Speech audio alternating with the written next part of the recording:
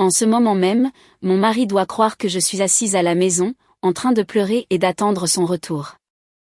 J'ai regardé la publication qui venait d'apparaître sur son compte de réseau social secret avec une expression complètement vide. À la fin du message, sur ce compte secondaire, il avait écrit un ricanement. Ah ah. Aujourd'hui est notre premier anniversaire de mariage.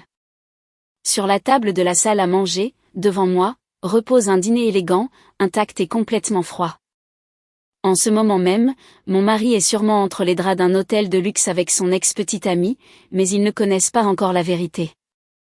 Ils ne savent pas que dans quelques heures, quand mon mari rentrera chez lui, débordant de bonheur, il ne restera plus aucune trace de mon existence dans cet appartement. Et ils sont encore moins nombreux à imaginer qu'une simple feuille de papier laissée sur cette table le fera tomber dans le plus sombre des désespoirs. Les aiguilles de l'horloge du salon venaient de passer minuit. Le tic-tac sec du mécanisme était le seul son qui brisait le silence absolu de la pièce. Je me suis levée lentement et j'ai observé la nourriture que j'avais préparée avec tant de soin. L'énorme côte de bœuf, le plat préféré de mon mari, avait déjà perdu l'éclat appétissant qu'elle avait en sortant de la poêle. La graisse blanche s'était complètement durcie. Le ragoût de côte mijotée, que j'avais laissé bouillir pendant des heures depuis le matin, était complètement froid et une fine pellicule couvrait sa surface. Seul le bouquet de fleurs pour notre anniversaire, placé dans un coin du salon, conservait une beauté troublante dans l'atmosphère lourde qui enveloppait l'appartement. Quelques heures plus tôt, alors que je mettais la touche finale au dîner dans la cuisine, j'ai reçu un bref message de mon mari. Je suis vraiment désolée. Une énorme crise est survenue au bureau et je dois rester toute la nuit. Je sais qu'aujourd'hui est notre anniversaire et je me sens mal. Couche-toi sans m'attendre. Si cela s'était produit pendant les premiers mois de notre mariage, j'aurais cru chacune de ses paroles sans hésiter. Je serais restée éveillée à l'attendre, inquiète pour sa santé. Je lui aurais répondu en lui demandant s'il allait attraper froid ou s'il travaillait trop et je lui aurais même préparé son déjeuner pour le lendemain. Mais la femme que je suis aujourd'hui ne tombe plus dans ces mensonges bon marché, car pendant qu'il assure qu'il résout une crise à l'entreprise, je sais parfaitement où il est et ce qu'il fait. L'écran de mon téléphone affichait le compte Instagram secret que mon mari utilisait depuis plusieurs mois. Je l'ai découvert par accident quand il a laissé son iPad ouvert sur le canapé du salon. Ce compte était une véritable boîte de Pandore. Là se trouvaient, avec des photographies incluses, les preuves irréfutables qu'il entretenait une relation avec son ex-petite amie Juliette alors qu'il était encore marié avec moi. La publication d'aujourd'hui était particulièrement cruelle. Il l'avait mise en ligne peu après 20 heures. La photographie montrait 2 coupes de champagne s'entrechoquant dans un restaurant de luxe avec vue sur l'horizon de Paris. Le texte disait « Je lui ai dit que je devais travailler pour notre anniversaire. Boire du champagne avec Juliette vaut bien plus que la cuisine maison de ma femme. Elle est sûrement en train de pleurer chez elle en ce moment. Ah ah. » Au moment où j'ai lu ces mots, quelque chose dans mon cœur s'est brisé avec un fracas silencieux. Curieusement, je n'ai pas versé une seule larme. Mes mains n'ont pas tremblé de rage, ma poitrine ne s'est pas déchirée de tristesse. Au lieu de cela, une détermination absolue et sereine a commencé à se répandre en moi, comme si je m'enfonçais lentement dans un océan d'eau glacée et d'obscurité infinie. Notre première année de mariage n'avait pas été complètement mauvaise. Chaque matin, je le raccompagnais à la porte. Chaque soir, nous dînions ensemble. Le week-end, nous marchions main dans la main jusqu'au supermarché, parlant de notre avenir simple. Je croyais vraiment que ces jours tranquilles dureraient pour toujours. Je pensais que mon mari était le compagnon parfait, toujours gentil et attentionné avec moi. Mais toute cette gentillesse n'était qu'un déguisement pour cacher sa propre culpabilité. Il y a 6 mois, les engrenages de notre mariage ont commencé à se briser le jour où Juliette, son ex-petite amie, a été embauchée comme cadre intermédiaire dans la même entreprise où il travaillait. Dès lors, il a commencé à rentrer de plus en plus tard à la maison. Il a également commencé à sortir le week-end sous prétexte d'urgence de travail de dernière minute. Ses vêtements étaient imprégnés d'un parfum féminin bon marché. Des reçus de restaurants que je n'avais jamais vus apparaissaient dans les poches de ses chemises. Je feignais de ne pas m'en rendre compte. Encore et encore, je luttais contre mes propres soupçons pour continuer à lui faire confiance. Au fond de moi, je gardais un petit espoir qu'il réagisse et revienne à mes côtés. Mais aujourd'hui, pour notre anniversaire de mariage, cet espoir fragile s'est brisé pour toujours. J'ai poussé un long soupir et jeté le filet complètement froid à la poubelle. Voir cette nourriture préparée avec tant d'amour finir en déchets ne m'a absolument rien fait. Au cours des dernières heures, tout l'amour et l'attachement que je ressentais encore pour mon mari avaient complètement disparu. Je n'avais plus à jouer le rôle de l'épouse abandonnée qui attend en pleurant à la maison. Je suis entrée dans notre chambre et j'ai sorti une boîte en carton cachée au fond de l'armoire. La vérité était que depuis plusieurs semaines, je rangeais petit à petit mes affaires, en veillant à ce que mon mari ne remarque rien. Mes livres, mes vêtements d'hiver et tous mes documents importants avaient déjà été envoyés à la maison où j'ai grandi. Il ne restait que les choses indispensables que je pouvais emporter immédiatement. Avec des mouvements mécaniques, j'ai sorti du tiroir mes sous-vêtements et les derniers vêtements qui m'appartenaient encore et je les ai rangés dans la valise. Il n'y avait pas le moindre doute dans chacun de mes mouvements. Même maintenant, alors que mon mari se moquait de moi et partageait le lit avec une autre femme, je continuais à préparer calmement le moment de reprendre ma vie. L'horloge a sonné 3 heures du matin. Dehors, l'obscurité régnait encore et toute la ville dormait profondément. Mes bagages étaient pratiquement terminés. J'ai regardé une dernière fois la chambre. Mes yeux se sont arrêtés sur mes coussins préférés, sur les rideaux que nous avions choisis ensemble et sur les tasses de café identiques que nous avions achetées lors d'une escapade d'un week-end. Des objets qui étaient autrefois spéciaux semblaient maintenant de simples accessoires sur la scène vide d'un mensonge. Je pensais effacer absolument tout ce qui m'appartenait de cet appartement. Au lieu de cela, je laisserais une seule chose au centre de la table complètement vide du salon, quelque chose avec le pouvoir suffisant pour détruire en un seul instant la fragilité, la sécurité et l'arrogance que mon mari avait construite tout au long de sa vie. Il ne sait encore rien. Il n'a aucune idée du nombre de preuves que j'ai en main, ni de la décision avec laquelle j'ai affronté cette nuit. Dans quelques heures, quand il sortira de ce lit d'hôtel et reviendra dans cet appartement avec un sourire de satisfaction, il découvrira que sa vie sera déjà terminée. J'ai arrêté les bagages un instant et j'ai ouvert son compte secret pour la dernière fois. Il y avait une nouvelle publication d'environ 1 heure auparavant. J'ai marché jusqu'à la table de la salle à manger, j'ai enlevé lentement mon alliance de ma main gauche et je l'ai posée délicatement sur une enveloppe marron. Le petit tintement a résonné avec un écho vide dans le silence de l'aube. Sur le doigt où j'avais porté l'anneau pendant une année entière restait une fine marque blanche. Je l'ai observé en silence quand, soudain, je me suis souvenu avec une clarté totale d'un appel que j'avais reçu de ma belle-mère quelques jours auparavant. « Bonjour, Sophie. Je t'appelle parce que je suis inquiète que Marc rentre si tard à la maison ces derniers temps. » Sa voix ressemblait à celle d'une mère aimante inquiète pour son fils, mais je connaissais trop bien les épines cachées derrière chacun de ses mots. Elle trouvait toujours le moyen de me rendre responsable de tout. Oui, il semble qu'il ait été très occupé par le travail, alors ces derniers temps, il sort très tard du bureau, ai-je répondu avec prudence. Ma belle-mère a poussé un long soupir exagéré. C'est bien qu'il travaille beaucoup, mais quand un homme ne veut pas rentrer chez lui, c'est normalement la faute de sa femme. Sophie, crées-tu vraiment un foyer où Marc peut se sentir tranquille? Tu es femme au foyer. Ce sont précisément les choses que tu dois faire à la perfection. Comme toujours, toute la responsabilité retombait sur moi. Pour elle, cela ne signifiait rien que je me lève tôt pour lui préparer le déjeuner ou que je reste éveillée tard pour lui réchauffer le dîner. C'était simplement mon obligation. Mais ce jour-là, la conversation a pris une tournure différente. Marc m'a dit qu'il y a une femme à son bureau qui lui donne d'excellents conseils pour sa carrière. Juliette, je crois qu'elle s'appelle. Il dit que c'est une ancienne camarade d'université et qu'elle est très compétente. Dès que j'ai entendu le nom de Juliette, j'ai senti mon cœur se geler. Ma belle-mère savait parfaitement que Juliette avait été l'ex-petite amie de Marc. Avant notre mariage, c'était précisément elle qui méprisait Juliette pour son apparence voyante et son caractère fort et exigeant. Elle avait dit maintes et maintes fois qu'une femme comme elle n'était pas convenable pour son précieux fils. C'est la même femme qui a insisté pour que Marc m'épouse parce que j'étais tranquille, obéissante et le type d'épouse qu'elle pensait qu'il devait avoir. Juliette travaille dur et est très appréciée dans son entreprise. Contrairement à toi, elle connaît le monde réel.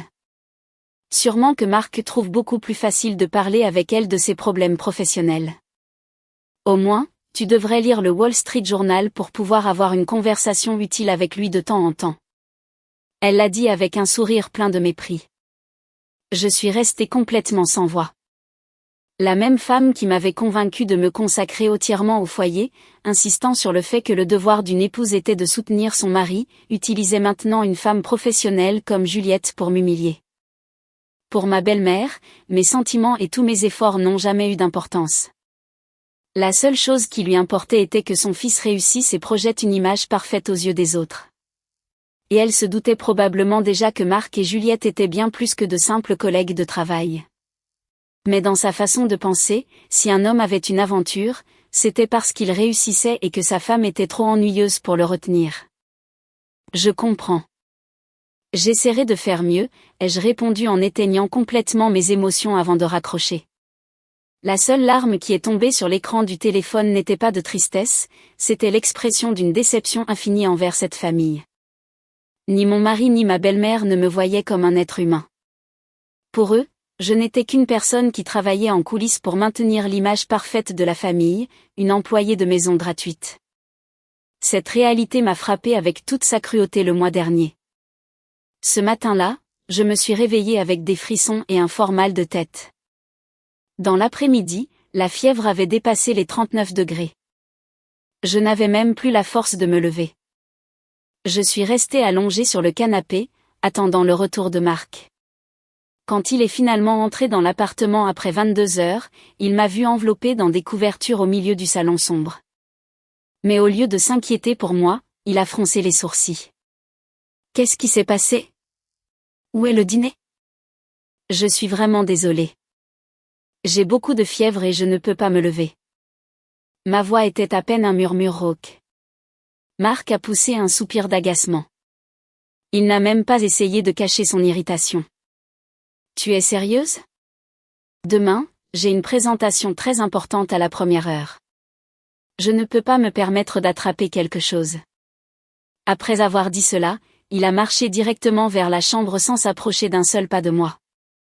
Quelques minutes plus tard, il est ressorti avec un petit sac de voyage. Il m'a parlé avec une froideur dont je me souviens encore. Au cas où, je resterai dans un hôtel proche ce soir. Tu peux fermer la porte à clé, n'est-ce pas? Remets-toi bien. Avant que je puisse répondre, le claquement bruyant de la porte qui se refermait a résonné dans tout l'appartement. Étourdi par la fièvre, j'ai regardé, complètement désespéré, alors qu'il s'éloignait. Juste avant de partir, l'écran du téléphone qu'il tenait à la main s'est allumé. J'ai pu lire clairement le message qui venait d'arriver. C'était de Juliette. Viens ce soir. Un mari qui abandonne sa femme malade, fiévreuse et complètement seule pour aller voir son amante. C'était le véritable homme pour qui j'avais tout sacrifié au cours de la dernière année.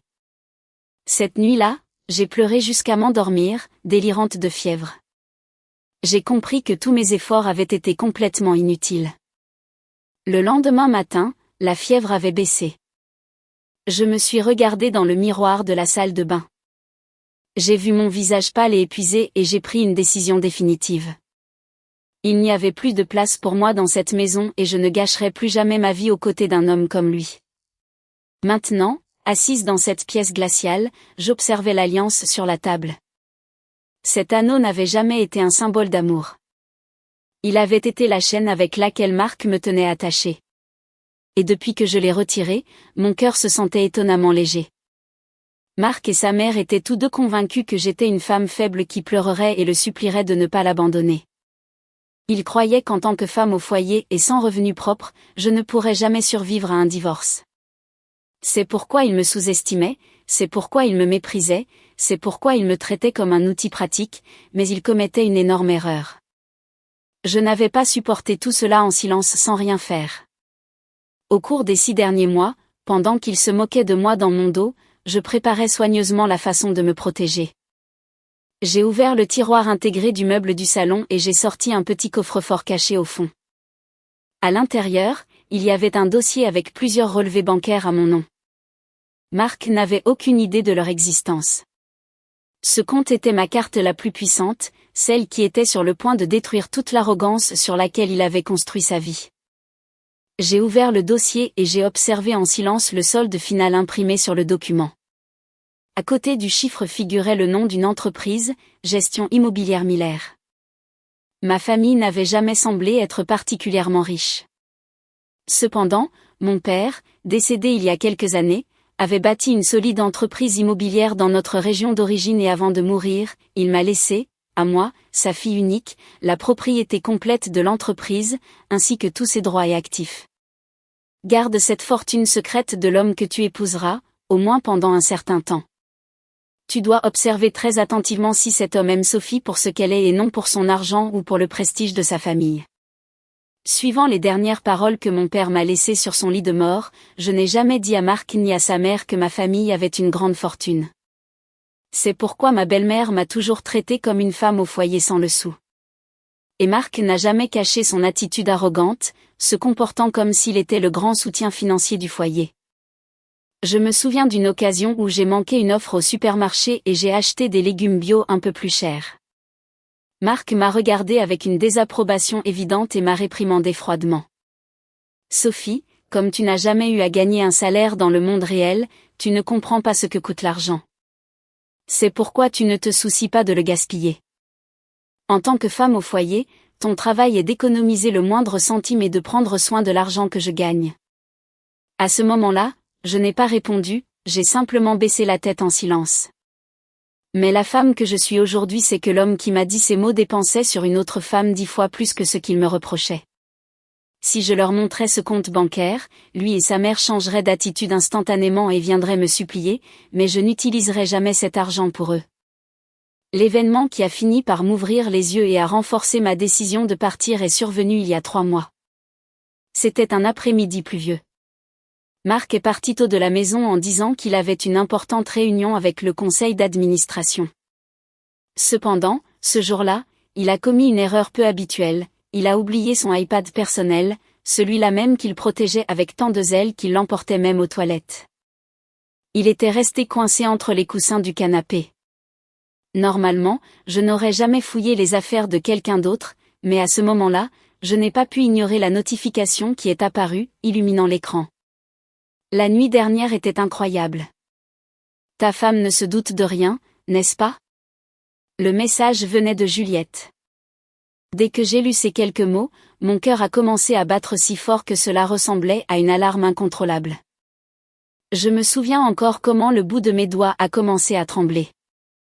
La nuit précédente, Marc était rentré à la maison vers 2 heures du matin, disant qu'un dîner avec un client s'était prolongé plus que prévu. Il sentait fortement l'alcool et moi, croyant qu'il était épuisé par le travail, je lui ai préparé une tasse de thé chaud et lui ai massé le dos. C'est ainsi qu'il répondait à mon affection. Il riait intérieurement en voyant à quel point il était facile de me tromper. La pluie battait violemment les vitres de la fenêtre, tandis que, presque sans m'en rendre compte, je prenais l'iPad avec des mains tremblantes. Il était protégé par un mot de passe. Après avoir hésité quelques secondes, j'ai tapé la date de naissance de Marc, suivie de celle de son chien d'enfance. Je pensais qu'il n'utiliserait jamais une clé aussi simple, mais l'écran s'est déverrouillé instantanément. Les heures suivantes furent un véritable cauchemar. L'application de messagerie était pleine de conversations où ils se plaignaient de moi et se dédiaient des mots tendres l'un à l'autre. La nourriture de Sophie n'a pas de goût. Ta cuisine est tellement meilleure. Oui. Même ma mère dit qu'elle aurait aimé que tu sois sa belle-fille au lieu de Sophie. Cette femme n'est rien d'autre qu'une servante sous un autre nom. Ces messages allaient bien au-delà d'une simple aventure. C'était comme s'ils prenaient tous les deux plaisir à détruire mon existence. Ils trouvaient du divertissement à m'humilier et à me piétiner, mais il y a eu quelque chose qui m'a encore plus transpercé le cœur. Juliette avait envoyé un selfie. Elle portait une robe décolletée et autour de son cou pendait un collier de diamants que j'ai immédiatement reconnu. C'était exactement le même collier pour lequel Marc m'avait demandé conseil 6 mois auparavant. Je me souvenais encore de ces mots.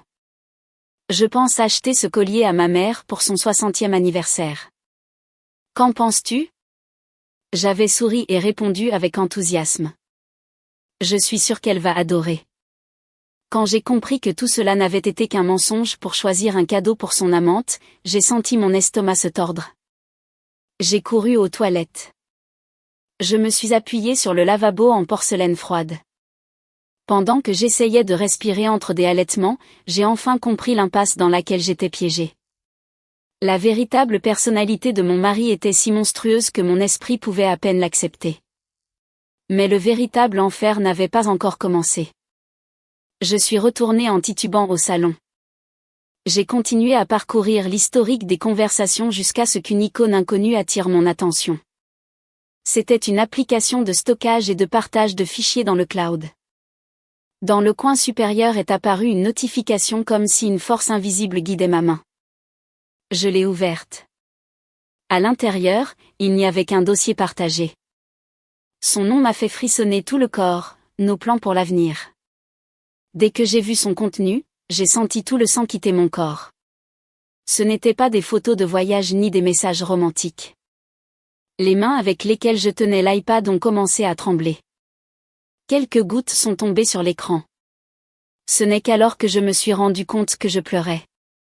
Mais au moment où j'ai ouvert une feuille de calcul enregistrée dans ce dossier, les larmes ont complètement disparu. À la place, une rage sombre et silencieuse a commencé à monter du plus profond de ma poitrine. Devant mes yeux se déroulait un plan si répugnant que je ne pourrais jamais pardonner. Le document avait un titre froid et impersonnel, Chronologie pour le divorce. Avec un doigt tremblant, je l'ai ouvert. La première chose qui est apparue fut une liste d'actions parfaitement organisées. Elle semblait écrite par une machine, pas par un être humain.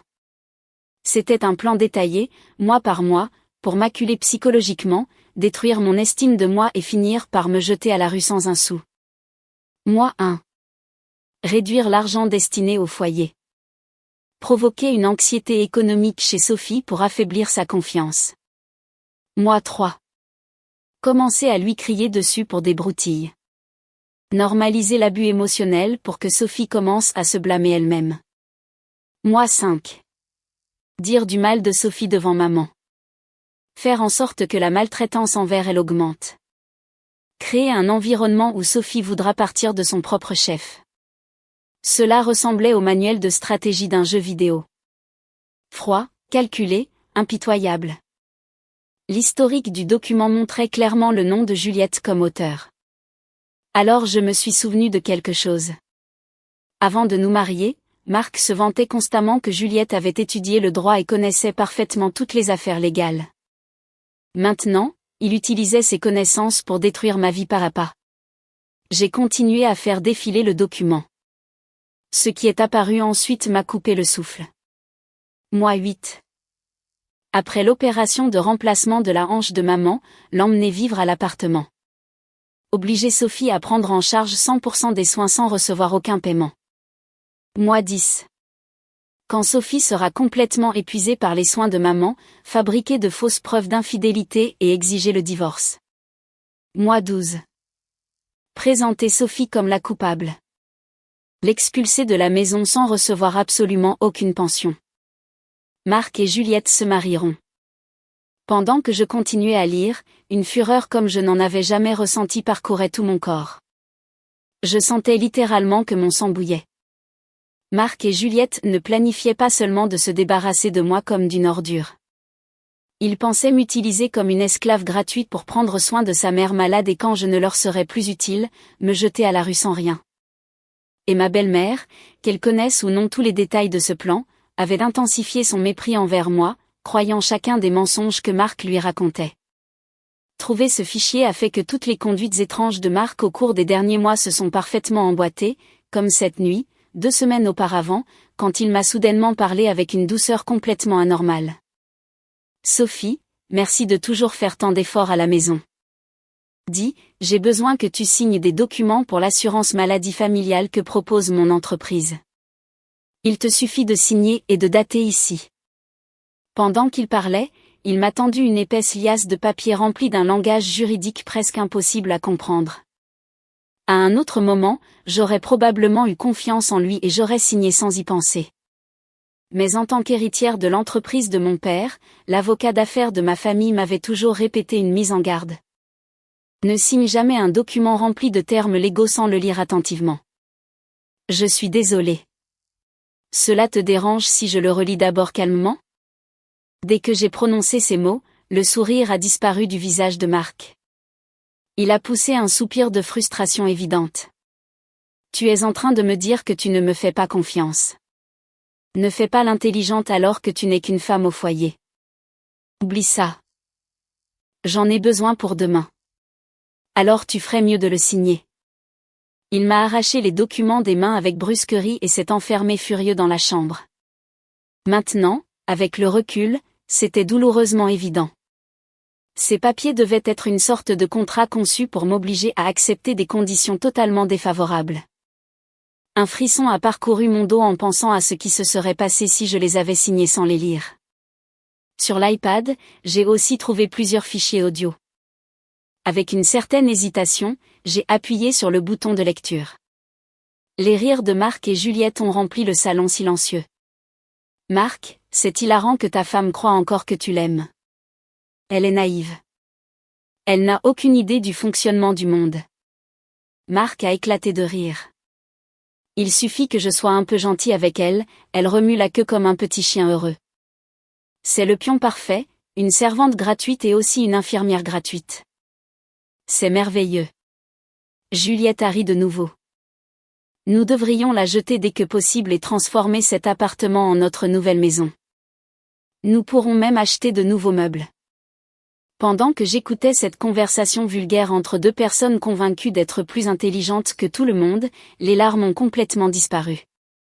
À leur place est née une détermination froide comme la glace. Je n'avais plus le temps de pleurer. Je n'étais pas la femme faible qu'ils imaginaient. Je n'allais pas les laisser me détruire exactement comme ils l'avaient prévu. J'ai sorti mon téléphone et j'ai commencé à photographier absolument tout. Le calendrier, les fichiers audio, l'historique des messages. Au cas où, j'en ai fait une copie complète et je l'ai téléchargée sur mon serveur privé dans le cloud. Je voulais m'assurer que ces preuves ne pourraient jamais disparaître. Pendant que la pluie continuait de frapper doucement les fenêtres, j'ai travaillé en silence sous la seule lumière de l'écran. Je crois qu'à ce moment-là, je suis devenue une personne complètement dépourvue d'émotions. Quand j'ai fini de sauvegarder toutes les preuves, j'ai laissé l'iPad exactement où il était. Je l'ai soigneusement placé entre les coussins du canapé, comme je l'avais trouvé. Le lendemain matin, Marc s'est réveillé comme si absolument rien ne s'était passé. En remarquant que sa tablette était toujours là, il a poussé un soupir de soulagement. Ensuite, il m'a adressé un sourire insouciant. Je pars. Aujourd'hui, je vais encore travailler dur pour nous. J'ai souri aussi, mais seulement intérieurement. Tu crois que c'est toi qui me trompes? Quand en réalité, celui qui est manipulé depuis longtemps, c'est toi. C'est le même jour que mes préparatifs pour contre-attaquer ont commencé. J'ai contacté Maître Dubois, un avocat brillant qui travaillait pour ma famille depuis des décennies, depuis l'époque de mon père. Depuis, nous avons commencé à nous rencontrer en secret et finalement est arrivé le jour d'aujourd'hui, notre premier anniversaire de mariage. La dernière annotation du document disait, premier anniversaire, mentir en disant qu'il faudra travailler tard. Célébrer avec Juliette dans un hôtel de luxe. Laisser Sophie dîner seule d'un repas froid. Ce sera le rituel qui marquera le début de notre nouvelle vie. En ce moment même, probablement, les deux sont enivrés par la sensation de victoire. Ils croient que leur plan se déroule exactement comme ils l'avaient imaginé, mais il y a quelque chose qu'ils ignorent. J'ai déjà utilisé des ressources qu'ils ne sont même pas capables d'imaginer pour bloquer toutes leurs voies d'évasion possibles. J'ai regardé le relevé bancaire sur la table. Ensuite, je me suis levée lentement et j'ai marché vers la porte du salon. Le déménagement était complètement terminé, il ne manquait que les derniers détails. J'ai sorti de mon sac un document très spécial. Je l'avais rédigé avec Maître Dubois. Je l'ai placé soigneusement au centre de la table. J'ai observé ses mots froids et implacables.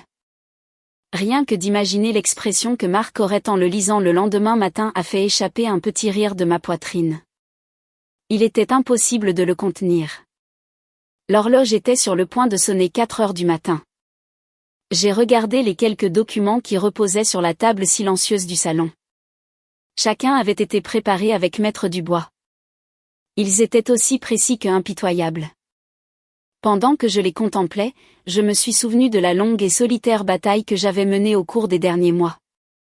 Tout avait commencé le lendemain de la découverte de cet horrible document intitulé « Chronologie pour le divorce » sur l'iPad. J'ai dit à mon mari que j'allais profiter de quelques offres au supermarché. En réalité, j'ai pris le train pour le centre-ville et je me suis dirigé directement au bureau de Maître Dubois. Maître Dubois avait une 60aine d'années. Il avait les cheveux complètement gris et un visage qui dégageait de la tranquillité. Mais quand il s'agissait de son travail, il possédait un esprit aiguisé qui n'acceptait jamais de concessions. Assise sur le confortable canapé en cuir de son bureau, j'ai sorti mon téléphone avec des mains tremblantes et je lui ai montré toutes les preuves. « Maître Dubois, que dois-je faire ? Je me sens si stupide d'avoir eu confiance en lui. » J'ai baissé les yeux vers mes genoux. J'ai vu l'expression aimable de l'avocat disparaître. Un profond signe de préoccupation s'est dessiné sur son visage. « Sophie, tu as fait quelque chose d'extraordinaire en supportant tout cela seule et en venant chercher de l'aide. Cela a dû être insupportable, mais tu n'as absolument rien dont tu dois avoir honte. » Il a fait une brève pause avant de continuer. « Ceux qui devraient avoir honte, ce sont ton mari et son amante. Ils ont profité de ta gentillesse pour planifier quelque chose d'aussi méprisable. Ce n'est pas seulement une infidélité, c'est un cas évident d'abus psychologique prémédité. » En entendant ces mots, toute la tension que j'avais supportée pendant des mois s'est brisée d'un coup. J'ai éclaté en sanglots sans pouvoir me contenir. C'était la première fois que quelqu'un reconnaissait la douleur que j'avais gardée si longtemps. Enfin, j'ai senti que je pouvais respirer. Quand j'ai réussi à me calmer, Maître Dubois m'a offert un verre d'eau froide et a commencé à m'expliquer notre stratégie. Bien que l'autre partie pense connaître la loi, nous n'avons rien à craindre. Toutes les informations qu'ils ont laissées constituent une preuve parfaite, non seulement de l'infidélité, mais aussi de leur intention délibérée de te faire du mal. Il a fait une pause avant d'ajouter, même ainsi, pour les empêcher d'inventer n'importe quelle excuse, nous engagerons un détective privé de ma confiance absolue. Ensuite, après avoir ajusté ses lunettes, il a mentionné un autre point fondamental. Sophie, ton mari ne sait pas qui est réellement le propriétaire de l'appartement où ils vivent. J'ai raison, j'ai acquiescé. C'est exact. Je ne lui ai jamais dit que j'avais hérité de l'entreprise de mon père ni que l'appartement appartient à ma compagnie. Il est convaincu que nous payons un loyer par l'intermédiaire d'une entreprise de gestion. C'était vrai. Le vaste et luxueux appartement où nous vivions était en réalité l'une des propriétés appartenant à mon entreprise, Gestion Immobilière Miller. Quand nous venions de nous marier, Marc était arrivé excité avec un contrat de location. J'ai trouvé un appartement fantastique près de la gare. Avec mon salaire, nous pourrons à peine payer le loyer, mais cela en vaut totalement la peine. J'avais souri en feignant la surprise. Je n'ai jamais pu lui dire que cet immeuble m'appartenait en réalité. C'est pourquoi j'ai donné des instructions strictes à l'entreprise de gestion pour qu'elle garde absolument secrète mon identité de propriétaire de l'appartement. Il ne devait jamais révéler à mon mari qui était réellement la propriétaire. Alors, ce sera très simple, a dit Maître Dubois. En tant que propriétaire, nous annulerons le contrat de location. Ils prévoyaient de te chasser de la maison pour en faire leur nouveau foyer, mais au final, c'est lui qui se retrouvera à la rue. Le mois suivant, pendant que nous attendions le rapport final du détective privé, j'ai continué à jouer le rôle de l'épouse obéissante qui ne se doutait absolument de rien. Bien que le mépris et la rage me consumaient intérieurement, chaque fois que Marc rentrait à la maison, je l'accueillais avec un sourire et lui servais un dîner fraîchement préparé. Il a continué à me donner des ordres comme si j'étais une employée de maison efficace et silencieuse.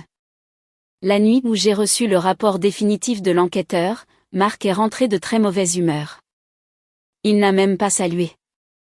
Il a enlevé sa veste de costume et me l'a lancée. « Dis, Sophie, qu'est-ce qui est arrivé à cette veste ? Elle est pleine de plis. Tu l'as sûrement rangée n'importe comment dans l'armoire.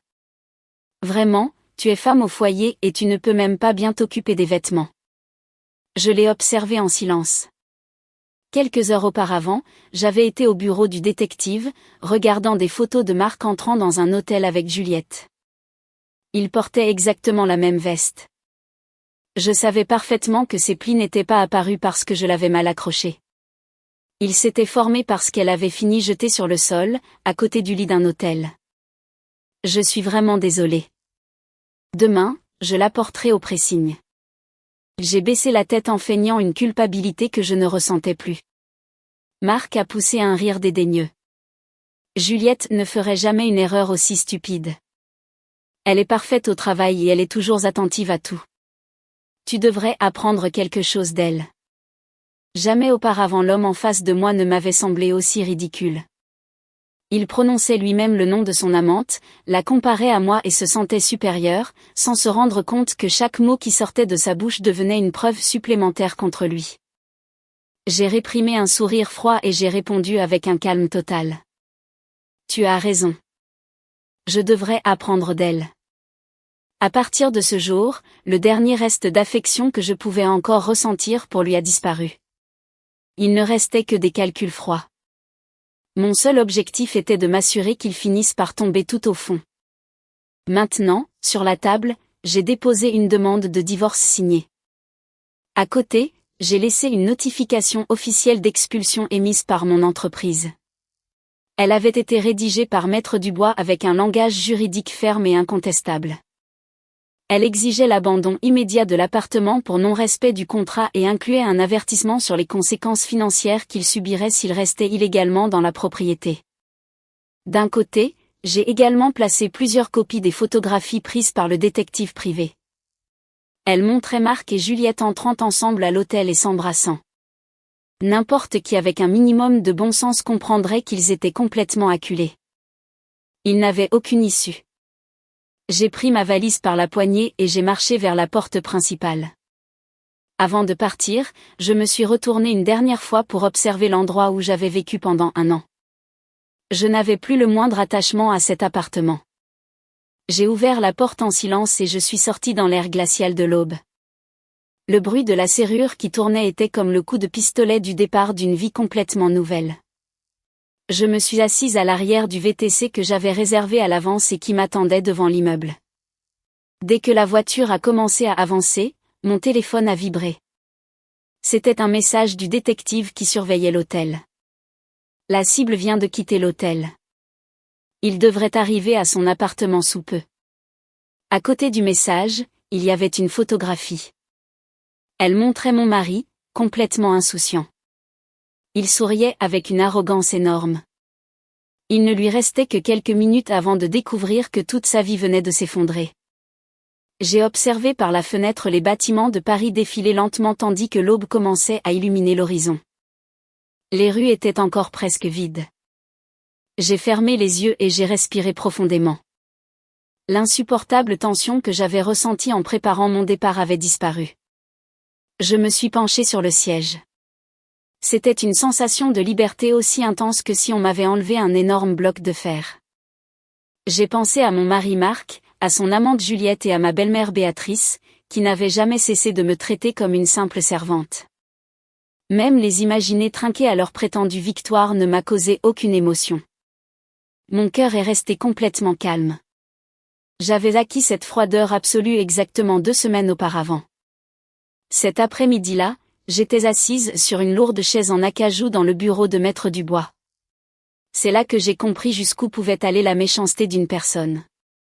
Ce jour-là aussi, il pleuvait. Quelques jours seulement s'étaient écoulés depuis que je lui avais remis le document intitulé « Chronologie pour le divorce » et toutes les preuves de l'infidélité. Sophie, tu as très bien fait de garder ton calme et de m'apporter toutes ces informations, mais la situation est bien plus grave que nous ne l'imaginions. Maître Dubois, habituellement si serein, parlait avec une expression sombre en observant les documents par-dessus ses lunettes. Sur le bureau reposait un épais rapport d'enquête. À côté, il y avait une copie de ces documents que Marc avait tenté de m'obliger à signer en disant qu'ils appartenaient à l'assurance maladie de son entreprise. Maître Dubois, ce sont ces mêmes papiers. C'est exact, Sophie. Ce sont exactement les documents que ton mari voulait que tu signes et ils n'ont absolument rien à voir avec les ressources humaines ou une assurance maladie, a-t-il souligné un paragraphe précis. Sa voix était calme, mais ferme. C'est un contrat par lequel tu acceptais de devenir codébitrice d'un prêt de 300 000 euros. En entendant ce chiffre, j'ai cru avoir mal compris. 300 000 euros. Pourquoi un cadre d'entreprise aurait-il besoin d'une somme aussi absurde? Je suis restée complètement paralysée. Maître Dubois est passé à la page suivante. Ton mari avait besoin de cet argent pour 2 raisons. Il a fait une brève pause. La première est l'énorme dette accumulée par ta belle-mère, Béatrice. Je l'ai regardée sans pouvoir y croire. Ma belle-mère a des dettes, mais elle passe son temps à me dire que je dois économiser le moindre centime. Béatrice était précisément la femme qui ne cessait de me faire la morale sur l'importance de ne pas dépenser d'argent et de prendre soin du salaire de Marc, mais la vérité était complètement différente et c'était aussi ridicule qu'indignant. Béatrice achète secrètement depuis des années des sacs de créateurs, des bijoux et des vêtements de luxe pour frimer devant les femmes de son quartier et de son club social. Tout cela, elle l'a caché à son mari et au reste de la famille. Il a pointé une autre feuille du rapport. En conséquence, elle a accumulé environ 50 000 euros de dettes réparties entre plusieurs cartes de crédit et prêts à taux d'intérêt élevés. J'ai ressenti un frisson. Oui. Et quand elle n'a plus pu payer, elle est allée en pleurant voir son fils aîné Marc pour qu'il résolve le problème qu'elle avait elle-même créé. Une sensation de froid a parcouru tout mon corps. Ma belle-mère prétendait que son fils résoudrait les conséquences de ses propres caprices tout en continuant à me faire la leçon sur la façon dont une épouse économe devait se comporter. Mais Marc n'avait pas non plus assez d'argent pour la secourir. Ses comptes étaient pratiquement vides après avoir dépensé d'énormes sommes dans des hôtels de luxe et des cadeaux chers pour Juliette. Les mots de Maître Dubois étaient froids et précis, mais chacun d'eux s'enfonçait dans ma poitrine. C'est alors que Juliette a proposé un plan à ton mari. Ce plan était d'emprunter ses 300 000 euros. C'est Juliette qui a tout manigancé. Oui, nous avons également enquêté sur le passé de Juliette. Bien qu'elle semble être une femme d'affaires prospère, elle a un long historique de problèmes financiers et a été sur le point de déclarer faillite il y a quelques années. De plus, elle dissimule d'énormes dettes causées par le jeu et son style de vie fait de fête et de luxe. Le tic-tac de l'horloge sur pied dans le bureau résonnait de manière inquiétante au milieu du silence. En d'autres termes, Juliette n'aime pas Marc. Elle le manipule avec des mots doux pour qu'il paie toutes ses dettes et avec l'argent qui reste, elle pense donner la compte pour acheter un nouvel appartement ou vivre ensemble. Marc n'est qu'un pauvre idiot qu'elle utilise complètement. Alors, pourquoi voulait-il que je sois la codébitrice ? J'ai commencé à formuler la question, mais la réponse est apparue dans mon esprit avant que je ne la termine. Maître Dubois a acquiescé. Tu as compris, Sophie. Ton mari te méprise parce qu'il croit que tu es une femme au foyer sans argent, mais toute institution financière qui enquêterait sérieusement découvrirait aussitôt que tu as hérité d'une entreprise immobilière très rentable de ton père. L'avocat a baissé les yeux vers la tasse de thé qui avait déjà refroidi. Ils ne connaissent pas la véritable étendue de ton patrimoine, mais ils voulaient t'utiliser comme garantie définitive pour couvrir toutes leurs dettes. Leur plan consistait à détruire petit à petit ta stabilité émotionnelle, à te faire perdre la capacité de prendre des décisions clairement et à te faire signer ce prêt. Dès que l'argent serait approuvé, ils fabriqueraient une prétendue infidélité pour te jeter de la maison sans rien te donner. C'était le véritable objectif du document que tu as trouvé sur l'iPad. Ce n'était plus une simple infidélité, c'était un plan calculé avec une froideur absolue pour détruire ma vie depuis ses fondations et m'utiliser comme sacrifice pour satisfaire leur avidité. Quand j'ai compris toute la vérité, la tristesse a complètement disparu. À sa place est née une détermination froide, précise et inébranlable. Je ne leur pardonnerai jamais. Pendant une année entière, j'ai préparé le déjeuner de Marc chaque jour. J'ai repassé ses costumes, supporté les commentaires blessants de Béatrice et donné tous mes efforts, croyant que je construisais une famille.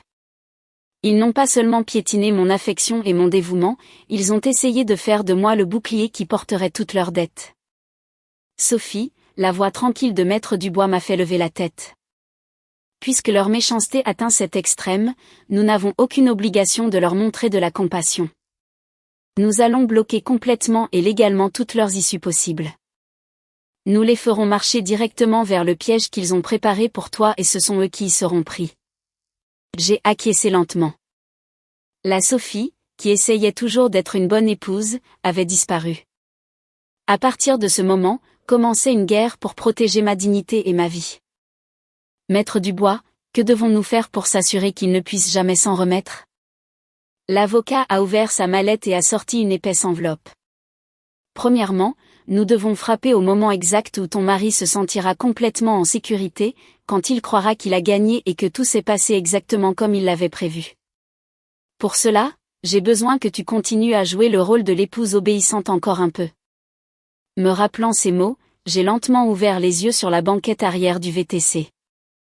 J'avais suivi ses instructions à la lettre. Jusqu'à la veille, notre anniversaire de mariage, j'ai joué à la perfection le rôle de l'épouse naïve, qui ne se doutait absolument de rien. En fait, le dîner que j'ai préparé la nuit précédente, juste avant que Marc ne quitte la maison, a été le dernier plat que je lui ai cuisiné. Le simple fait de me souvenir de son arrogance et de ses faux sourires faisait qu'un rire froid voulait s'échapper de ma gorge. Il avait apprécié ce repas, convaincu que tout se déroulait exactement comme il le voulait, sans imaginer qu'il était sur le point de tout perdre. Je me suis souvenu des événements de la nuit précédente avec la même tranquillité que l'on se souvient d'un très vieux film. J'ai légèrement appuyé ma tête contre la vitre froide de la fenêtre.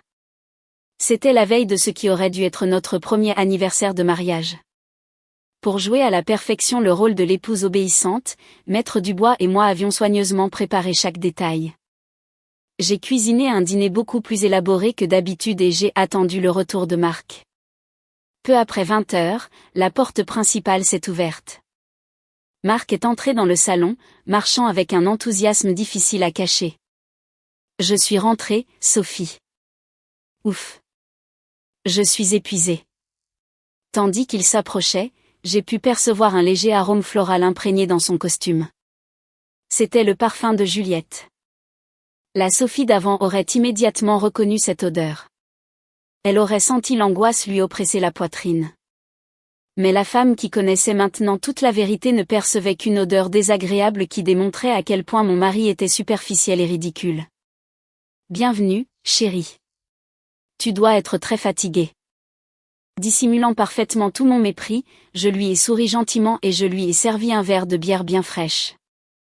Marc a desserré sa cravate, s'est assis et a commencé à dévorer le ragoût de côte et les asperges grillées que j'avais préparées. C'est plutôt bon. Quelle chance tu as. Comme tu es femme au foyer, tu as toute la journée pour cuisiner tranquillement. Ces mots qui m'auraient blessé auparavant n'étaient plus qu'un bruit de fond. Après avoir mangé un moment, il a soudainement faim de se souvenir de quelque chose d'important. Son expression a changé pour une fausse tristesse. Ah, c'est vrai, Sophie, je suis vraiment désolée, mais un énorme problème est survenu avec un client pour demain, justement le jour de notre anniversaire. Je ne peux pas l'éviter. Il est même possible que je doive passer la nuit au bureau. J'ai posé la fourchette sur l'assiette et j'ai fait exactement l'expression de surprise et de déception que j'avais répétée. Quoi? Mais nous avions déjà réservé cette table au restaurant du centre. Tu ne peux vraiment pas y aller? Pendant qu'il observait ma réaction, j'ai remarqué un éclair fugace de satisfaction traverser ses yeux. Il prenait plaisir à me faire du mal. Il avait besoin de se sentir puissant en voyant ma déception. Je suis désolée, j'aimerais bien y aller aussi, mais je suis responsable du projet. Je ne peux pas partir. Je fais tout ça pour notre famille, alors j'ai besoin que tu me comprennes. C'était exactement ce qui était écrit dans le calendrier. Mentir en disant qu'il doit travailler tard et célébrer avec Juliette dans un hôtel de luxe. Il était convaincu que tout suivait le plan à la perfection. Je comprends. C'est le travail. Il n'y a pas d'autre option. Promets-moi juste que tu ne forceras pas trop. J'ai acquiescé avec un sourire tranquille. Marc a poussé un soupir de soulagement. Ensuite, un petit sourire moqueur est apparu sur son visage, né du mépris le plus absolu. Merci. Tu es toujours si compréhensive. Tu me rends vraiment les choses beaucoup plus faciles. À ce moment-là, son téléphone, qu'il avait laissé sur la table, a sonné. Sur l'écran est apparu un mot, maman. Marc a fait un geste d'agacement avant de répondre. Bonjour, maman. Qu'est-ce qui se passe? Il est resté silencieux quelques secondes. Oui, demain, je dois travailler même si c'est notre anniversaire. C'est fou. Il a réécouté. Non, Sophie ne se plaint pas. La voix de ma belle-mère était assez forte pour qu'on la comprenne. Marc m'a regardé du coin de l'œil et a délibérément activé le haut-parleur. C'est bon, elle comprend. La voix de Béatrice a immédiatement retenti. Bien sûr qu'elle comprend. Un homme sort tous les jours pour se battre pour sa famille. Une épouse qui se plaint pour un simple anniversaire est un échec. Sophie, tu m'entends? Si tu es la femme de Marc, tu dois respecter davantage ton mari et te concentrer sur l'économie d'argent. Je ne tolérerai pas de dépenses inutiles. Il était presque impossible de croire que ces mots sortaient d'une femme qui devait 50 000 € et qui prétendait charger cette dette sur son propre fils. J'ai dû faire un énorme effort pour ne pas éclater de rire devant une telle preuve de narcissisme. Oui, Béatrice, je m'en souviendrai. Ai-je répondu avec la même humilité que d'habitude. Ma belle-mère a reniflé satisfaite et a raccroché le téléphone. Après l'appel, Marc a terminé sa bière, feignant une conversation sans importance, il a abordé le vrai sujet qui lui trottait dans la tête. Au fait, Sophie, as-tu pu examiner les formulaires d'assurance familiale que je t'ai donnés? Je dois les remettre aux ressources humaines la semaine prochaine, alors j'ai besoin que tu les signes et que tu les fasses authentifier par un notaire. Il faisait référence à ce document diabolique avec lequel il prétendait me faire codébitrice d'un prêt de 300 000 €. Il n'avait pas le moindre doute que je le signerais sans le lire. J'ai feint une expression préoccupée. Je suis vraiment désolée. Je ne trouve pas mon cachet notarial. Demain, pendant que tu travailleras, je vais fouiller toute l'armoire jusqu'à le trouver. Je te promets que tu auras les documents la semaine prochaine. Dès qu'il a entendu ma réponse, j'ai vu une expression d'inquiétude traverser son visage. Il a essayé de dissimuler son agacement. Son plan venait d'être un peu retardé. Bon, je suppose qu'il n'y a pas d'autre option, mais j'ai besoin de ces documents la semaine prochaine. Sinon, nous perdrons les avantages. Oui, je sais. Ai-je acquiescé avec un grand sourire. En l'observant, je ne pouvais m'empêcher de penser à la réalité. Cet homme prétendait faire de sa propre femme la responsable d'une dette de 300 000 € pour commencer une nouvelle vie avec son amante. Je l'ai regardé droit dans les yeux. Il n'y avait qu'une seule raison pour laquelle je continuais à me montrer si obéissante. J'avais besoin qu'il quitte la maison le lendemain, complètement tranquille, sans le moindre soupçon. Dès qu'il franchirait cette porte, cet appartement cesserait d'être mon foyer pour devenir le scénario où sa vie serait détruite. Et finalement, le jour s'est levé. Ce matin-là, Marc a préparé un grand sac de voyage. Il a passé beaucoup plus de temps que d'habitude à se coiffer devant le miroir de la salle de bain. Cela faisait longtemps que je ne l'avais pas vu aussi enthousiaste un week-end. Normalement, il dormait jusqu'à midi. Bon, j'y vais. Je reviendrai demain matin. Tandis qu'il mettait ses chaussures près de la porte, il m'a adressé un sourire lumineux. Dans sa tête, l'avenir était parfait. Cette nuit, il la passerait avec Juliette. La semaine suivante, il obtiendrait ma signature sur les documents du prêt et quelques mois plus tard, il chasserait de la maison l'épouse qui l'ennuyait tant. Il était convaincu que rien ne pouvait mal tourner. Bonne journée de travail. Prends bien soin de toi. Ai-je répondu avec un sourire chaleureux en le saluant de la main. La lourde porte principale s'est refermée avec force. Je suis resté complètement immobile. J'ai écouté attentivement ses pas s'éloigner dans le couloir. Ce n'est que lorsque j'ai entendu les portes de l'ascenseur se fermer et descendre vers le hall que le masque de bonne épouse que j'avais porté pendant une année entière est tombé pour toujours. J'ai lentement levé la tête. J'ai regardé l'entrée vide avec une froideur absolue. Je n'avais plus à faire semblant, je n'avais plus besoin de sourire. Personne ne se moquerait plus de moi. Personne ne me donnerait plus d'ordre. Il était temps de reprendre ma vie en main. J'ai respiré profondément et j'ai marché vers le salon. L'horloge venait de passer 8 heures du matin. J'avais environ 24 heures avant que Marc ne revienne.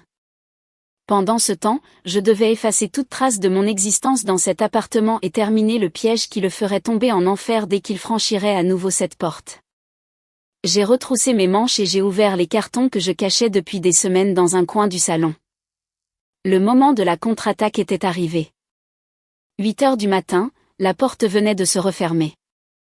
Le clic de la serrure a résonné dans tout l'appartement. Les pas de Marc ont disparu lentement et le bourdonnement de l'ascenseur s'est finalement éteint. Je suis resté immobile près de la porte jusqu'à ce que je sois sûr qu'il ne restait plus aucune trace de sa présence. À cet instant, le dernier fil invisible qui m'avait obligé à jouer le rôle d'épouse pendant toute une année s'est rompu. Ce jour-là, celui de notre premier anniversaire de mariage, serait le jour où Sophie disparaîtrait à jamais de cette maison. Seul, au milieu du silence, j'ai respiré profondément et j'ai commencé à monter les cartons. Je suis d'abord entré dans la chambre principale, j'ai ouvert l'armoire. La majeure partie de mes vêtements importants, mes sacs de créateur et tous mes documents de travail avaient déjà été envoyés petit à petit à la maison de ma famille. Il ne restait que quelques vêtements d'usage quotidien. Je les ai mis négligemment dans la valise. La moitié droite de l'armoire est restée complètement vide. Seuls restaient suspendus les costumes et les chemises de Marc. Baigné par la lumière du matin, il semblait annoncer la solitude qui serait très bientôt toute sa compagnie. Ensuite, je suis entré dans la salle de bain principale, j'ai pris ma brosse à dents rouge du verre que nous partagions et je l'ai jetée directement à la poubelle. Mes produits de soins, mes élastiques à cheveux et tout ce que je cachais derrière le miroir ont fini dans un sac noir. Seuls sont restés la brosse bleue de Marc et sa Cologne masculine, complètement seule. Je suis retourné au salon. J'ai décroché notre photo de mariage du mur. On me voyait sourire dans ma robe blanche tandis que Marc m'enlaçait avec une expression pleine de tendresse. À ce moment-là, je croyais sincèrement que cet homme me protégerait toute ma vie et qu'ensemble nous construirions une famille heureuse. Maintenant, cette photo n'était plus que la preuve d'une énorme tromperie. J'ai ouvert le cadre, j'ai sorti la photo et, sans hésiter une seule seconde, je l'ai déchirée en deux. Le son sec du papier qui se déchirait a résonné dans toute la pièce. Sur la photo déchirée, le faux sourire de Marc a pris un aspect grotesque. En arrivant l'après-midi, je me suis consacré à nettoyer à fond tout l'appartement. J'ai ciré les parquets. J'ai soigneusement nettoyé les vitres. J'ai éliminé toute la graisse accumulée sur la hotte aspirante de la cuisine. L'ironie était énorme. Après tout, cet immeuble appartenait à ma propre entreprise, Gestion Immobilière Miller. D'une certaine manière, la propriétaire de l'immeuble effectuait personnellement le nettoyage final avant de livrer le logement. En rangeant un tiroir, j'ai trouvé une paire de montres économiques identiques. Marc les avait achetées pour nous deux 1 an auparavant. Je me suis parfaitement souvenu de ce qu'il m'avait dit. Alors, un jour, je t'achèterai une bien meilleure montre. Pour l'instant, nous devrons nous contenter de celle-ci. Pendant un instant, j'ai ressenti une petite piqûre dans la poitrine, mais elle a disparu aussitôt. Selon le rapport du détective privé, ce même homme dépensait maintenant des milliers d'euros pour acheter des montres et des colliers de créateur pour Juliette. Sans y penser à 2 fois, j'ai jeté ces montres à la poubelle. Il ne me restait plus le moindre attachement à ces souvenirs. Quand il a commencé à faire sombre et que le ciel s'est couvert d'ombre, je suis entré dans la cuisine. J'ai sorti du réfrigérateur le carré de côte et les autres ingrédients avec lesquels je préparerais un dîner spécial. Pourquoi cuisiner un festin si j'étais sur le point de quitter cette maison pour toujours ? Parce que ce dîner n'était pas un adieu, c'était une partie de la mise en scène. Je voulais qu'en entrant dans l'appartement, Marc croie pendant quelques secondes que sa fidèle épouse avait préparé un dîner d'anniversaire et avait passé toute la nuit à l'attendre. Le coûteux filet grésillait fortement sur la poêle. Sur la plaque de cuisson d'à côté, un ragoût de côte au vin rouge mijotait lentement. Le délicieux arôme qui remplissait toute la cuisine était l'image parfaite du foyer chaleureux dont nous avions autrefois rêvé. Je me suis souvenu qu'à peine marié, Marc souriait en mangeant les plats que je préparais. Mais maintenant, je savais que derrière ce sourire, il se moquait de moi en disant « La nourriture de Sophie n'a pas de goût ». Celle de Juliette est bien meilleure. Le visage complètement inexpressif, j'ai éteint le feu et j'ai soigneusement servi chaque plat sur notre meilleure vaisselle. À 20h, un élégant dîner de premier anniversaire attendait sur la table. C'était la scène parfaite, l'image d'une épouse exemplaire attendant patiemment le retour de son mari, mais personne n'était assis devant ses plats. Debout dans un coin de la cuisine, j'ai sorti mon téléphone et j'ai ouvert le profil privé de Marc. J'ai actualisé l'écran. La publication venait d'apparaître. 2 coupes de champagne s'entrechoquant dans un hôtel de luxe et un message qui a fini d'effacer tout reste de compassion que j'aurais pu ressentir pour lui. J'ai dit à ma femme que je devais travailler pour notre anniversaire. Trinquer avec Juliette est bien mieux que de manger la cuisine de ma femme. Elle est sûrement en train de pleurer chez elle en ce moment. Ah! En le lisant, je n'ai pas ressenti de rage. C'était si absurde que j'ai fini par éclater de rire. Mon rire sec a résonné dans tout le salon vide. Il croyait vraiment que j'étais assise dans cet appartement froid, en train de pleurer en l'attendant. Il prenait plaisir à s'imaginer supérieur. Il pensait que j'étais toujours cette femme naïve qu'il aimait trop. Les heures ont passé. L'horloge a sonné minuit. La maison est restée complètement silencieuse. La nourriture sur la table était déjà froide et la graisse blanche commençait à durcir sur la surface. J'ai laissé ma valise près de la porte d'entrée et j'ai commencé la dernière tâche de cette nuit. Au centre exact de la table, entre les plats déjà froids, j'ai soigneusement placé tous les documents. D'abord, la demande de divorce signée et datée par moi. Ensuite, une copie du contrat de près de 300 000 € qu'il avait tenté de m'obliger à signer. J'ai pris un marqueur rouge et j'ai écrit un énorme mot sur chaque page, annulé. Ensuite, j'ai placé les photographies prises par le détective privé. Elles montraient Marc et Juliette entrant ensemble à l'hôtel. Et enfin, le document qui détruirait à jamais la fragile fierté sur laquelle Marc avait construit toute sa vie, la notification officielle de résiliation du contrat de location et l'ordre d'expulsion émis par Gestion Immobilière Miller. Dans la section correspondant au propriétaire, on pouvait lire très clairement « Sophie Miller, directrice exécutive ». À côté de ce document, j'ai laissé une copie imprimée du relevé de compte bancaire professionnel de Gestion Immobilière Miller. Dès qu'il le verrait, il comprendrait toute la vérité. Il découvrirait que pendant qu'il essayait de me faire supporter une dette de 300 000 € et de s'approprier l'appartement, il avait joué tout le temps sur le terrain que je contrôlais. Enfin, j'ai préparé une enveloppe adressée à Béatrice. À l'intérieur, j'ai placé une copie de l'historique complet de ses dettes de 50 000 €. J'ai également inclus une lettre rédigée par Maître Dubois, où il lui était notifié qu'en conséquence du divorce, elle ne recevrait aucune aide financière de ma part. En touche finale, j'ai pris une photographie de toute cette scène. Les documents étalés sur la table semblaient être une sentence. J'ai ouvert le groupe familial où se trouvaient Marc et tous ses proches. J'ai laissé mon doigt suspendu au-dessus du bouton d'envoi. Il était presque 2 heures du matin, tout était pratiquement prêt. Mais juste au moment où j'allais ouvrir la porte et partir, le téléphone a commencé à vibrer avec insistance. J'ai regardé l'écran illuminé dans le couloir sombre. J'ai retenu ma respiration. Béatrice, ai-je répondu.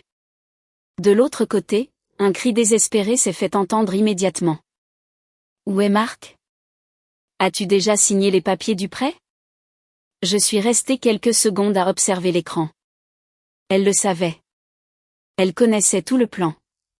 Le dernier reste de compassion a complètement disparu. À sa place, j'ai ressenti une satisfaction froide parcourir tout mon corps. J'ai décidé de continuer à faire semblant un peu plus. Dans quelques minutes, ce serait elle qui tomberait dans l'abîme. Quand j'ai vu le nom de Béatrice, j'ai pensé que peut-être l'aventure de Marc avait été découverte. Mais à peine avais-je répondu que j'ai compris la réalité.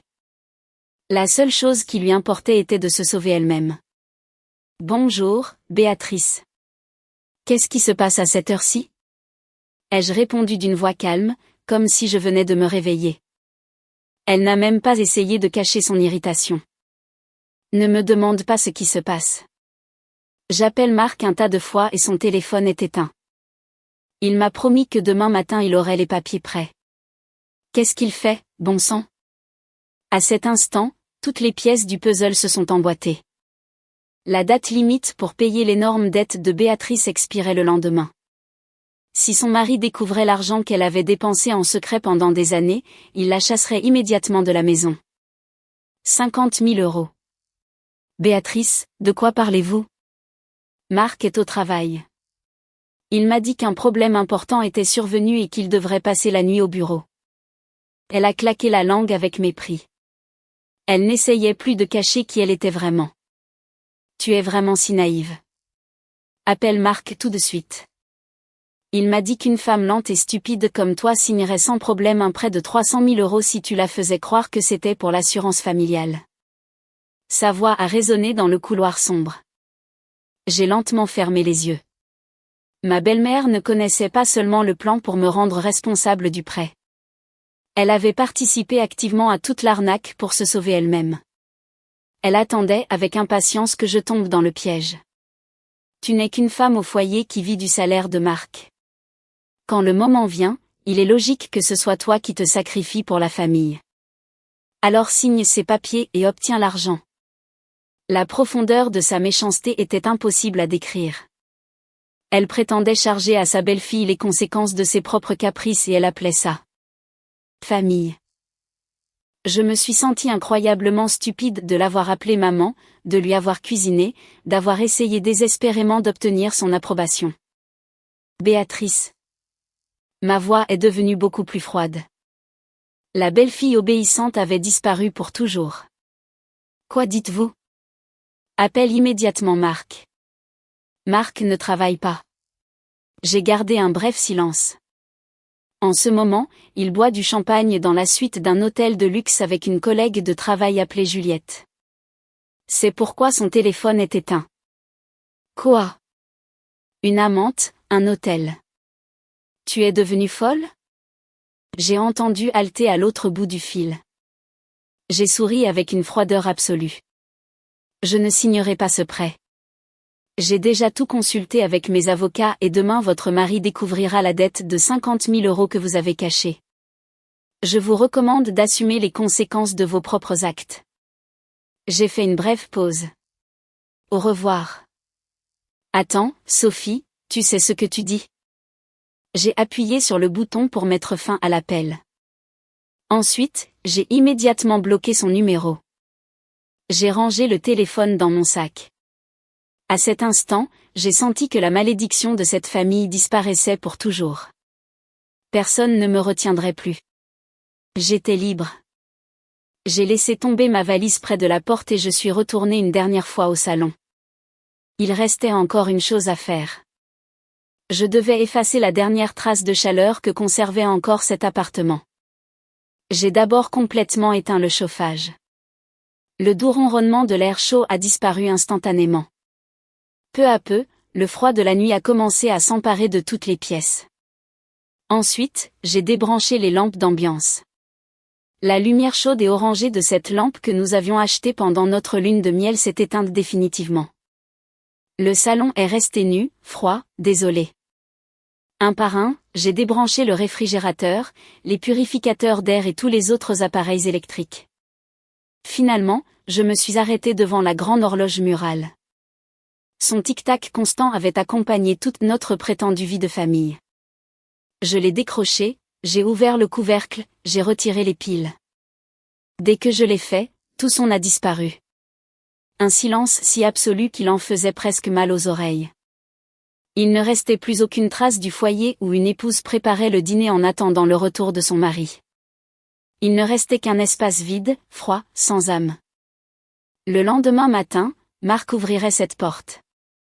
Il entrerait en disant fièrement « Je suis rentré ». Il croirait trouver sa femme en train de pleurer dans un appartement chaleureux. Il penserait que tous ses mensonges avaient fonctionné, que j'étais déjà l'esclave destiné à supporter ses dettes, mais la seule chose qu'il accueillerait serait un air glacial et un silence insupportable. Alors je me suis souvenu de quelques mots que mon père avait l'habitude de me répéter. Sophie, les gens vraiment forts ne crient pas, ne perdent pas le contrôle et n'ont pas besoin de discuter avec ceux qui les blessent. Ils montrent simplement la vérité et s'éloignent si loin qu'on ne peut plus jamais les atteindre. C'est ça, la vraie vengeance. Ce n'est qu'alors que j'ai complètement compris le sens de ces mots. Crier, pleurer, se frapper la poitrine du mari en demandant pourquoi il vous a trompé. Tout cela ne fait que montrer que vous attendez encore quelque chose de cette personne, que vous l'aimez encore. Je ne ressentais plus d'amour, ni d'espoir, ni même de rage. Marc était devenu aussi insignifiant qu'une pierre au bord du chemin, un être complètement irrelevant pour ma vie. Debout devant la table de la salle à manger, j'ai contemplé les documents éclairés par la faible lumière, la demande de divorce, le contrat de prêt annulé, les photographies de l'hôtel, l'ordre d'expulsion, tout cela suffisait à lui faire comprendre que sa vie était terminée. Mais je voulais encore lui donner le coup de grâce. Quelles que soient les preuves ou les documents légaux qu'il trouverait, tout cela restait de simples faits. Ce qui détruirait vraiment Marc, ce serait de comprendre que la femme qu'il a toujours méprisée, la même femme qu'il a cru contrôler complètement, l'avait rejeté et abandonné comme s'il ne valait absolument rien. J'ai sorti un stylo plume et une feuille de papier à lettres impeccables. Je l'ai posé sur le bord de la table. Dans le silence absolu de l'appartement, la pointe du stylo a commencé à glisser lentement. Le doux son de l'encre a rempli l'obscurité. Je savais déjà exactement ce que j'allais écrire. Il n'y aurait pas de reproches, ni de larmes, ni de malédictions pleines de rage, seulement quelques phrases, suffisantes pour briser en deux la fierté de Marc et l'obliger à goûter à un désespoir dont il ne pourrait jamais se remettre. Quand j'ai eu fini, j'ai laissé la lettre juste au centre de la table, à l'endroit où il serait impossible de ne pas la voir. Ce serait la dernière chose que Marc lirait au milieu du scénario que j'avais préparé pour lui. Ce serait la condamnation à mort de la vie qu'il connaissait jusqu'alors. Sans la moindre hésitation, j'ai marché vers la porte et j'ai pris ma valise.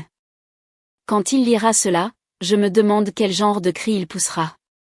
Au centre de la table, entre le filet déjà froid et le ragoût de côte, reposait une feuille blanche impeccable. J'ai seulement écrit des faits froids. Précis, sans une seule émotion. Marc, joyeux premier anniversaire. Je suis sûr que le champagne que tu as bu avec Juliette dans la suite de luxe avec vue sur la ville était délicieux. Je te recommande de vérifier tous les documents que j'ai laissés sur la table. Je sais absolument tout sur le prêt de 300 000 € que tu as essayé de me faire porter et aussi sur la dette de 50 000 € de ta mère.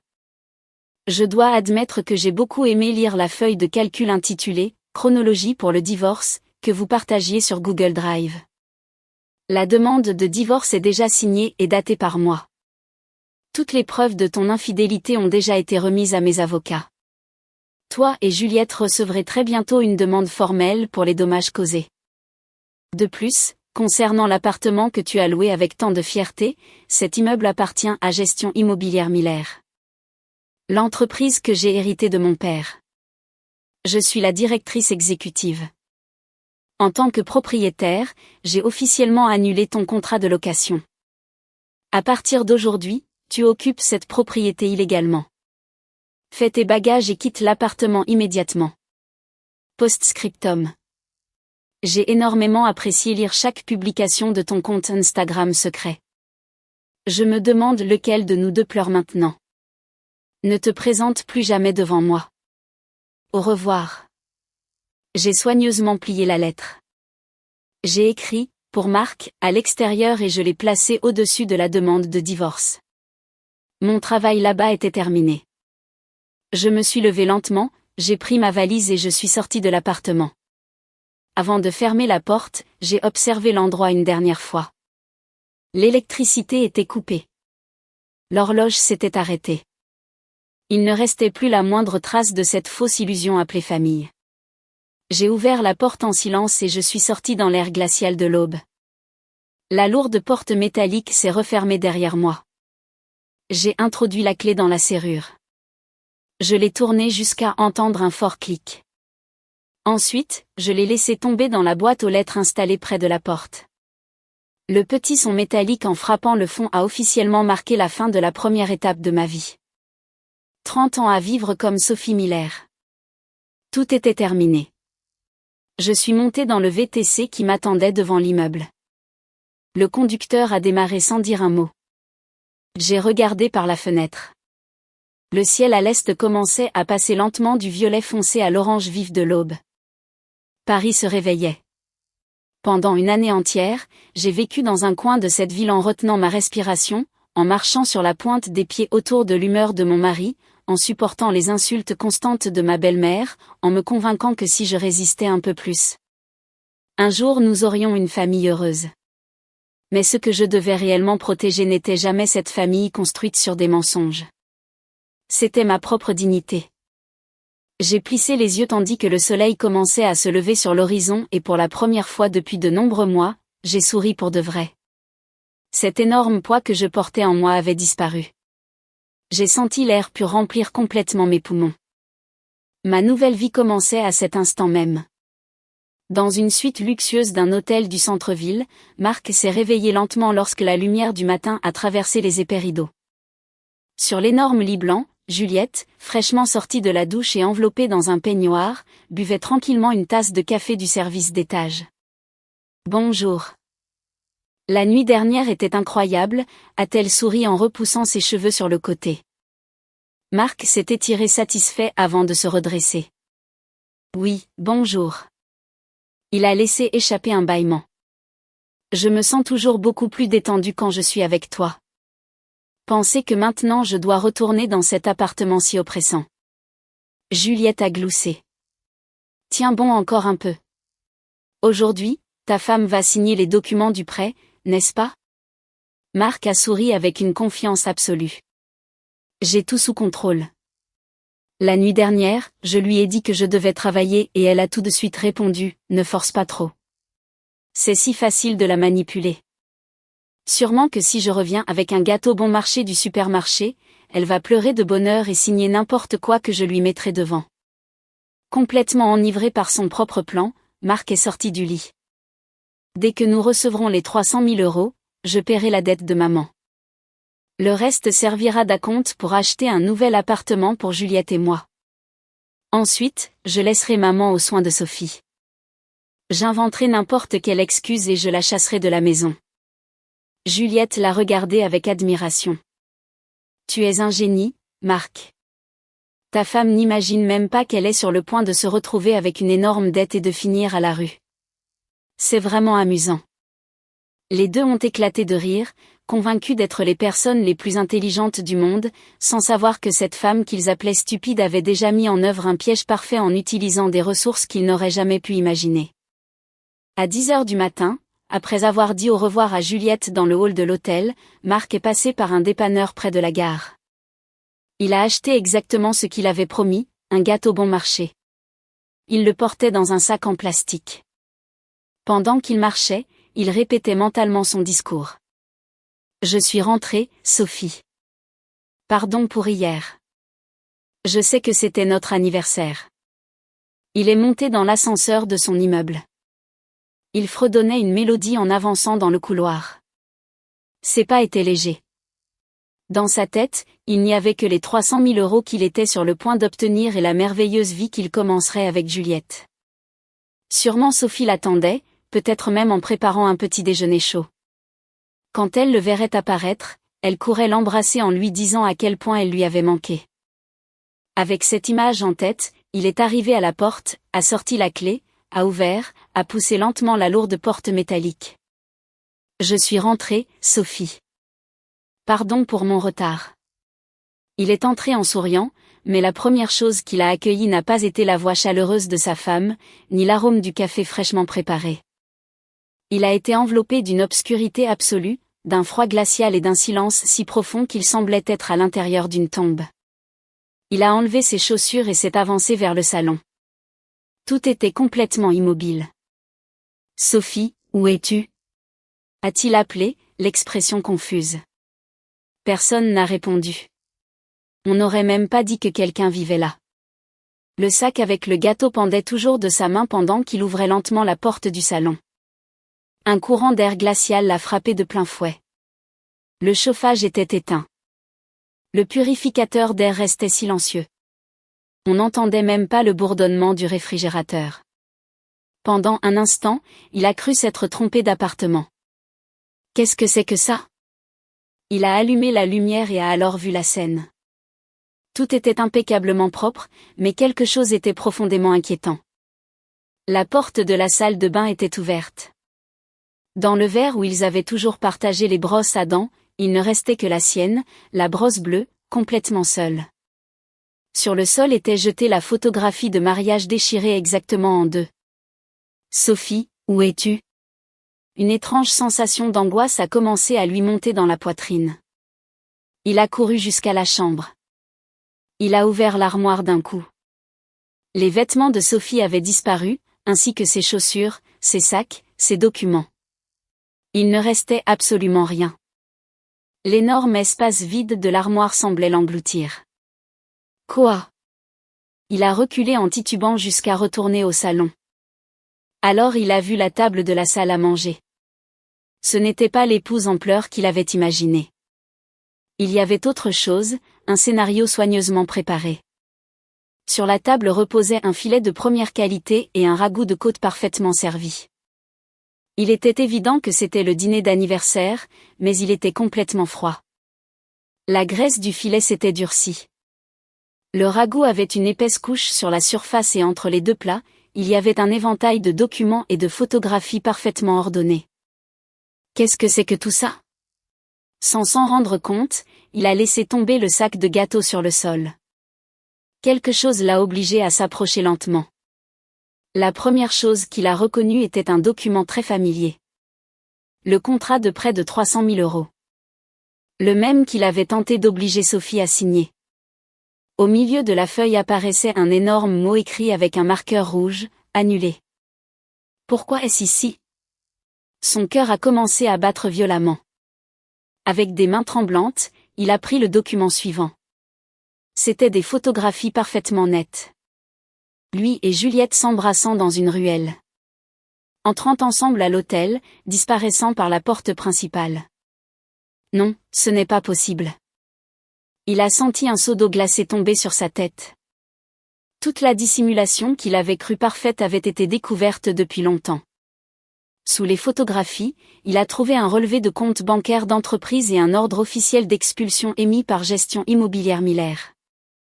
Quand il a lu le nom du propriétaire, il a senti le sol disparaître sous ses pieds. Sophie Miller, directrice exécutive, la femme qu'il avait traitée comme une simple femme au foyer, la femme qu'il avait méprisée pendant une année entière. Elle était la propriétaire de l'immeuble où il vivait et elle dirigeait également une énorme entreprise. Ce n'est qu'alors qu'il a compris à quel point il avait été ridicule, pathétique, misérable. Au-dessus de tous ces documents reposait une lettre blanche impeccable. En dessous, on pouvait clairement voir la demande de divorce déjà signée. Marc l'a prise. Son visage a complètement perdu sa couleur. Ses mains tremblaient sans contrôle. Marc, joyeux premier anniversaire. Lire la première ligne a suffi à lui couper le souffle. C'était une réponse parfaite au message moqueur qu'il avait lui-même publié la nuit précédente. Je te recommande de vérifier tous les documents sur la table. Je sais absolument tout sur le prêt de 300 000 € que tu as essayé de me faire porter et sur la dette de 50 000 € de ta mère. J'ai beaucoup aimé lire la feuille de calcul intitulée « Chronologie pour le divorce » que vous partagiez sur Google Drive. Toute la lumière a disparu des yeux de Marc. Sophie ne connaissait pas seulement l'aventure, elle connaissait chaque détail du plan avec lequel il prétendait la détruire. À cet instant, il a compris que cette feuille de calcul que lui et Juliette avaient préparée en riant était devenue la preuve définitive qui finirait par détruire leur propre vie. La demande de divorce était déjà signée et datée par moi. Toutes les preuves de son infidélité avaient été remises à mes avocats. Très bientôt, lui et Juliette recevraient officiellement une demande de dommages et intérêts. Une demande. Non seulement il avait perdu la possibilité d'obtenir le prêt de 300 000 €. Maintenant, de plus, lui et Juliette étaient sur le point de faire face à une énorme sanction financière. Dans sa tête, l'équation d'un avenir complètement ruiné a commencé à prendre forme. Il a continué à lire. Concernant l'appartement que tu as loué avec tant de fierté, cet immeuble appartient à Gestion Immobilière Miller, l'entreprise que j'ai héritée de mon père. Je suis la directrice exécutive. En tant que propriétaire, j'ai résilié ton contrat de location. À partir d'aujourd'hui, tu occupes illégalement cette propriété. Fais tes bagages et quitte l'appartement immédiatement. À cet instant, Marc a compris que le sol même sur lequel il se tenait ne lui appartenait plus. Il a continué à lire jusqu'à la fin. Post-scriptum. J'ai aimé lire tous les jours ton compte Instagram secret. Je me demande lequel de nous deux pleure maintenant. Ne te présente plus jamais devant moi. Au revoir. Quand il a terminé la dernière ligne, la lettre lui a échappé des doigts et est tombée lentement sur le sol. Il s'est retenu au bord de la table en essayant de rester debout, mais ses jambes ont cessé de lui répondre. Il s'est effondré à genoux sur le plancher en bois. Ah! Des gémissements faibles s'échappaient de sa gorge. Il ne pouvait même pas articuler de mots. Il avait cru qu'il avait gagné. Il pensait qu'il ferait de son épouse ennuyeuse la responsable de toutes ses dettes et qu'il vivrait heureux avec Juliette. La réalité était exactement le contraire. Sophie avait absolument tout découvert, l'avait méprisé et l'avait jeté hors de sa vie comme s'il était une ordure. Le prêt, l'argent, l'appartement, tout avait disparu, il ne restait que la nourriture froide. Et lui-même, détruit. Clara, c'est une blague, n'est-ce pas? Clara. Son cri désespéré a résonné dans l'appartement vide. Il n'y a pas eu de réponse. Pendant plusieurs minutes, il est resté immobile sur le sol, essayant de comprendre ce qui venait de se passer. Devant lui, le dîner d'anniversaire élégant était toujours là, complètement froid, et une montagne de documents légaux qui ressemblaient à une condamnation à mort. Non, ce n'est pas possible. Ce doit être une blague. Sa voix tremblait. Il y a moins d'une heure, il était convaincu d'être l'homme le plus chanceux du monde. Il avait passé la nuit dans un hôtel de luxe avec son amante. Il croyait qu'il était sur le point de charger toutes ses dettes sur la femme qu'il méprisait. Il n'a jamais imaginé qu'elle découvrirait toute la vérité, lui prendrait absolument tout et le laisserait complètement seul. Avec des mains tremblantes, il a ramassé le téléphone du sol, a cherché le numéro de Sophie, a appuyé sur appeler. Une voix automatique a répondu, le numéro que vous essayez de joindre n'est plus disponible. Ce n'était pas un simple blocage. Sophie avait complètement annulé cette ligne téléphonique. Elle avait éliminé toute possibilité pour lui de la retrouver. Il a ouvert les messages. Leur conversation avait disparu. Il a essayé de lui écrire par message. Il n'a pas pu. Il a cherché ses réseaux sociaux. Rien. Sophie, s'il te plaît, écoute-moi. Lui a-t-il supplié l'écran vide. La femme dont il s'était moqué la veille était maintenant la seule personne capable de le sauver. À ce moment-là, le téléphone a vibré à nouveau. Sur l'écran est apparu un nom. Maman, a-t-il répondu immédiatement. Il conservait encore un petit espoir. Peut-être Sophie était-elle allée chez ses parents. Bonjour, maman. Sophie t'a appelé. Il n'a même pas pu terminer la phrase. Un cri hystérique a traversé l'écouteur. Marc, qu'est-ce qui se passe? Sophie sait tout sur ma dette et sur ton aventure. Marc a ouvert les yeux avec désespoir. Quoi? Tu as parlé à Sophie? Oui. Hier soir, elle m'a appelé, elle m'a dit de payer mes dettes seule et elle a raccroché. Pourquoi n'as-tu pas pu continuer à la tromper? Ma dette arrive à échéance aujourd'hui. Si ton père découvre tout ça, il me chassera de la maison. Il n'y avait pas un seul mot d'inquiétude pour le mariage de son fils. Seul l'argent l'intéressait. Marc a senti sa tête éclater. Maman, ma vie est aussi détruite. Sophie est la propriétaire de cet immeuble. Elle vient de m'expulser. En plus, elle va me poursuivre en justice et tout me prendre. Il pleurait en parlant. Mais Béatrice ne l'écoutait même pas. Ça m'est égal. Tout cela est arrivé parce que tu as dû courir après une autre femme et ruiner le plan. Prends tes responsabilités et obtiens mes dettes, demande un autre prêt. Marc n'en croyait pas ses oreilles. Tu es sérieuse? Je viens de tout perdre et tu ne penses qu'à toi. N'ose pas me parler comme ça. Je n'ai pas besoin d'un fils inutile. L'appel s'est terminé. Marc est resté immobile, fixant l'écran. La femme qu'il avait toujours gâtée pour être l'aînée, celle qui faisait appel à lui chaque fois qu'elle avait besoin d'argent, l'avait abandonné au moment même où il avait cessé d'être utile. Il n'y a jamais eu de véritable lien familial, il n'y avait que l'intérêt et l'argent. Bon sang, qu'est-ce qui se passe? Il a mis ses mains sur sa tête et a commencé à se tirer les cheveux. Alors une dernière pensée est apparue. Non, tout n'est pas encore perdu. Il a respiré avec difficulté. J'ai encore Juliette. Elle est intelligente, elle connaît la loi. Elle trouvera sûrement un moyen de résoudre tout ça, même le procès. Si nous nous battons ensemble, nous pourrons encore nous en sortir. Comme un naufragé s'accrochant à la dernière bouée de sauvetage, il a composé son numéro. Juliette a répondu après quelques sonneries. Bonjour, Marc, tu as oublié quelque chose? Sa voix était toujours douce. Il y a à peine une heure, ils étaient ensemble. Juliette, s'il te plaît, aide-moi. C'est un désastre. Sophie a tout découvert. Elle a trouvé la feuille de calcul de la chronologie pour le divorce que nous avions sur Drive. Il y a eu un bref silence. Qu'est-ce que tu viens de dire? Toute la douceur a disparu de sa voix. C'est vrai. Quand je suis rentrée à la maison, elle n'était plus là. Il y a une demande de divorce, une poursuite judiciaire. Et Juliette, cet appartement appartient à l'entreprise de Sophie. Ils sont en train de m'expulser. Le prêt de 300 000 € est terminé. De l'autre côté de la ligne, un silence lourd a régné. Finalement, Juliette a parlé. Attends une minute. Sa voix ne transmettait plus aucune affection. Elle était froide, distante. Tu es en train de me dire que tu n'as jamais su que ta femme était la directrice d'une entreprise immobilière. Marc a dégluti.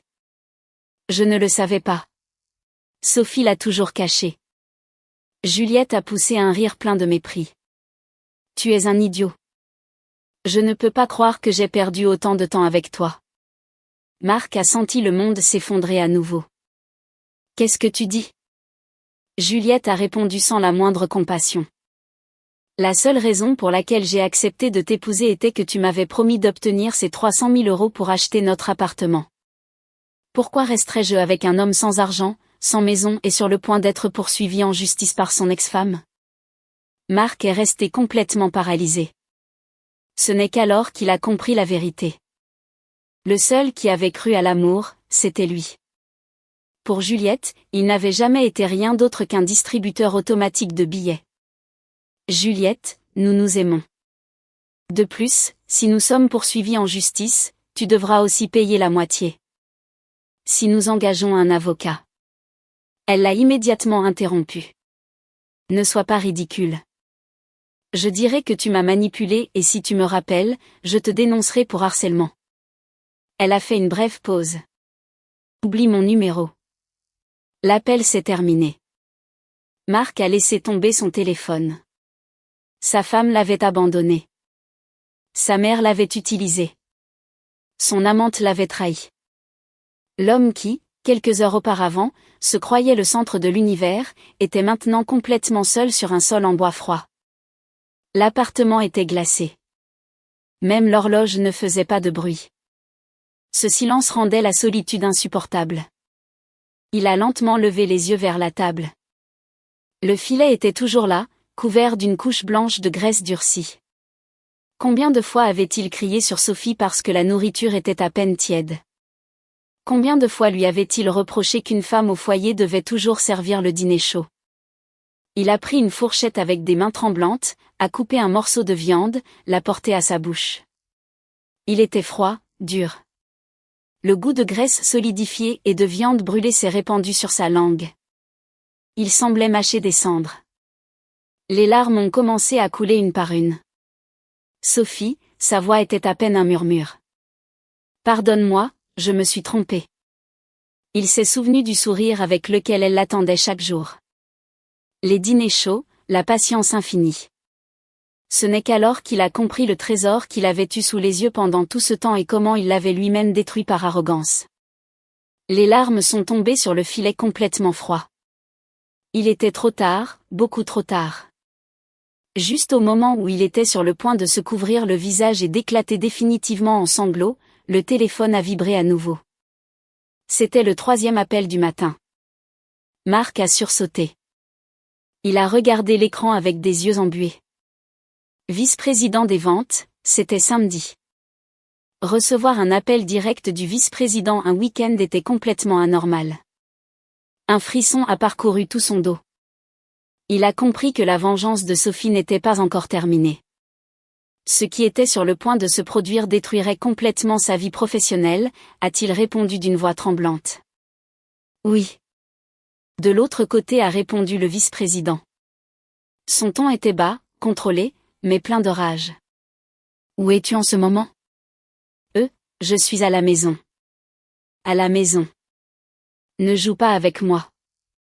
Explique-moi immédiatement pourquoi tu as imputé au budget de l'entreprise les factures de l'hôtel de luxe où tu as séjourné avec Juliette en disant que tu étais en voyage d'affaires. Le cœur de Marc a fait un bond. Les factures, tout avait été découvert. Le vice-président a continué. Ce matin, les ressources humaines ont reçu une dénonciation anonyme. Elle incluait toutes les factures de l'hôtel, les dépenses imputées à l'entreprise et un registre complet des courriels inappropriés que toi et Juliette avez échangés en utilisant les serveurs d'entreprise. Tout le sang a quitté le corps de Marc. Sophie n'avait pas seulement engagé un détective pour découvrir l'aventure, elle avait également découvert qu'il utilisait l'argent de l'entreprise depuis des mois pour financer des hôtels, des dîners et des cadeaux destinés à Juliette et elle avait obtenu toutes les preuves.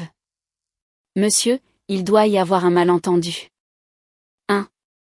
La voix du vice-président est devenue encore plus dure.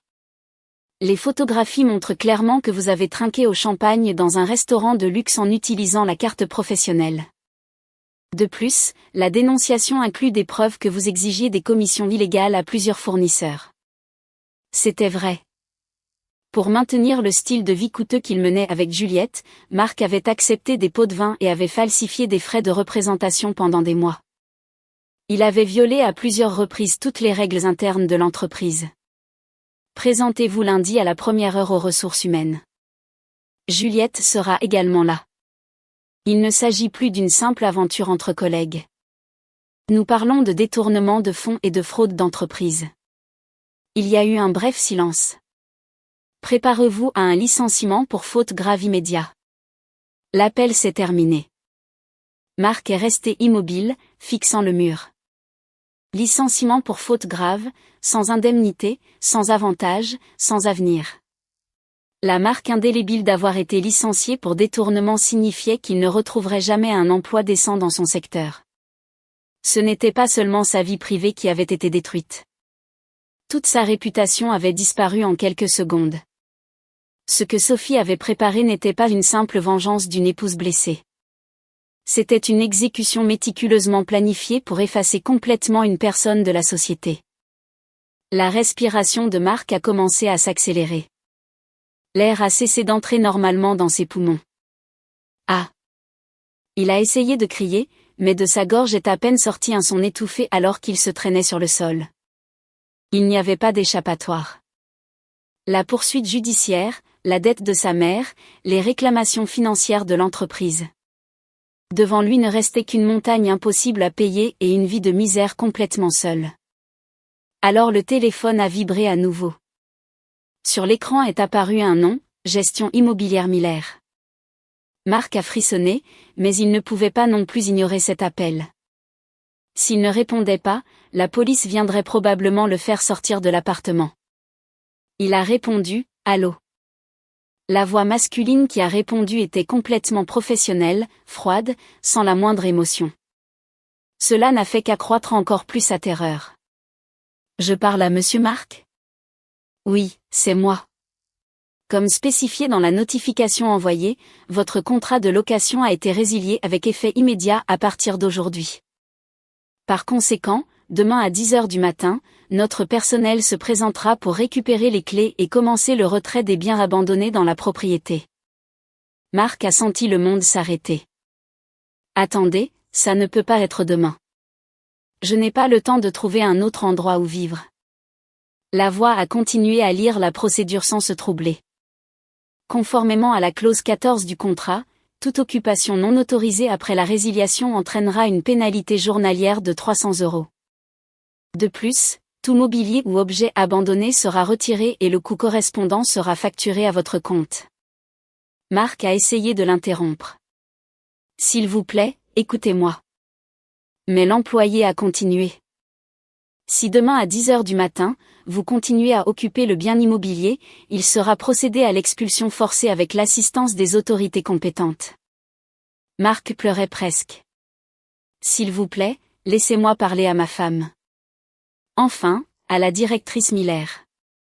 J'ai besoin de lui demander pardon personnellement. Il y a eu une brève pause. Puis la réponse est arrivée. La directrice exécutive Miller a expressément ordonné de ne pas lui transférer de communication directe de votre part. Toutes les affaires devront être traitées exclusivement par l'intermédiaire de ses représentants légaux. Il a senti quelque chose se briser en lui, mais il restait encore une phrase. De même, nous avons déjà envoyé la notification certifiée correspondante à votre garant concernant la résiliation du contrat et les frais qui pourraient en découler. Marc a ouvert les yeux avec horreur. Mon garant ? Ils ont contacté mon père. Son père était un homme extrêmement strict, traditionnel. S'il découvrait l'infidélité de son fils, la fraude, le licenciement pour corruption et les dettes qu'ils avaient cachées pendant si longtemps, non seulement il le répudierait, mais toute la famille s'effondrerait et Marc serait à jamais désigné comme la plus grande honte de la famille. Nous nous verrons demain à 10 h du matin. L'appel s'est terminé. Marc a jeté son téléphone contre le mur. L'écran a explosé en centaines de fragments. Il n'a même pas eu la force de s'inquiéter. Tout était fini, absolument tout. Il s'est serré les jambes et est resté recroquevillé dans un coin du salon. Jusqu'à la veille, il s'était cru un homme supérieur, quelqu'un destiné au succès. Maintenant, il comprenait qu'il était le plus misérable qu'il ait jamais connu. L'appartement est resté complètement silencieux. Il pouvait crier, pleurer, se repentir.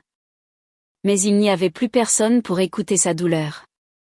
Le filet froid sur la table, le ragot abandonné, l'horloge arrêtée, la photographie de mariage déchirée, tout semblait se moquer éternellement de son arrogance. Pendant ce temps, j'étais assise dans l'ancien bureau de mon père dans la maison où j'ai grandi. Je tenais entre mes mains une tasse de thé chaud. À travers la fenêtre entrait la lumière brillante d'un matin d'été. Les arbres du jardin se balançaient doucement. Les oiseaux chantaient. C'était un samedi extraordinairement tranquille. Sur le bureau reposait mon téléphone. Il y avait un bref message de Maître Dubois. La plainte d'entreprise a été déposée et le processus d'expulsion est en cours. Tout indique que ton ex-mari sera licencié pour faute grave lundi. J'ai également informé ton beau-père de la situation financière de Béatrice. J'ai lu le message lentement. Je n'ai ressenti ni satisfaction ni désir de me moquer, seulement une immense sensation de soulagement. Enfin, tout était terminé. J'ai baissé les yeux vers ma main gauche. On pouvait encore voir une légère marque blanche là où pendant un an j'avais porté l'alliance. Avec le temps, elle disparaîtrait également. Il ne restait en moi ni haine, ni rage, ni ressentiment envers Marc. Un homme comme lui ne méritait pas d'occuper un seul instant de mes pensées. À partir de ce moment, je consacrerai toute mon énergie à protéger l'entreprise que mon père m'avait laissée et à construire mon propre chemin. Je me suis levée lentement, j'ai étiré mes bras. La brise qui entrait par la fenêtre était incroyablement agréable. Les saisons ont changé. 6 mois se sont écoulés depuis ce froid matin d'hiver. Depuis le porche de la maison de mon enfance, je contemplais les arbres couverts d'un vert intense. Le vent de l'été faisait danser les feuilles. Je me suis assise devant le portrait de mon père. J'ai souri. Papa, tout est enfin terminé. Pardon de t'avoir tant inquiété, mais maintenant je vais bien. Je l'ai dit seulement dans mon cœur. Tout s'était déroulé exactement comme Maître Dubois l'avait prévu. Bien qu'en réalité, l'issue pour eux ait été encore plus dure. Marc a été licencié pour faute grave le lundi même. Les preuves de détournement de fonds, de fraude, de pots de vin aux fournisseurs et de la relation inappropriée avec Juliette étaient irréfutables. Il n'a eu aucune possibilité de se défendre. Il a perdu son indemnité. Il a perdu ses avantages sociaux. L'entreprise a également déposé une demande de dommages et intérêts de plusieurs millions d'euros contre lui. S'ajoutant à la compensation économique qu'il devait me verser pour le divorce, la dette est montée à un montant impossible à honorer. Sa dernière espérance, Juliette, a complètement disparu. Elle a également été licenciée. Selon le rapport final du détective privé, Marc travaillait maintenant dans des emplois temporaires de construction. Il vivait au jour le jour, seul dans un petit appartement délabré, sans fenêtre. La vie pleine de luxe dont il rêvait n'est jamais revenue. Le même style de vie humble qu'il avait tant méprisé a fini par être le sien. Béatrice n'a pas non plus échappé aux conséquences. Quand son mari a découvert les énormes dettes cachées et le scandale provoqué par le licenciement de Marc pour fraude et infidélité, il a complètement perdu patience. Pour un homme obsédé par les apparences et le prestige familial, c'était impardonnable. Il lui a immédiatement remis les papiers du divorce. Béatrice n'a reçu ni pension, ni bien, ni argent. Elle a fini complètement seule. Elle a été obligée de vendre tous les sacs et les bijoux de luxe qu'elle avait achetés pour frimer devant les autres. Elle travaillait maintenant silencieusement comme femme de ménage dans un centre commercial pendant le quart de nuit pour payer petit à petit ses prêts. La femme qui pendant des années me répétait qu'une belle fille devait travailler comme une servante a fini par passer ses dernières années à nettoyer les sols des autres. Quand j'ai su tout cela, je n'ai ressenti ni joie ni supériorité, seulement un immense soulagement. J'avais réussi à échapper au marécage d'avidité dans lequel cette famille était piégée.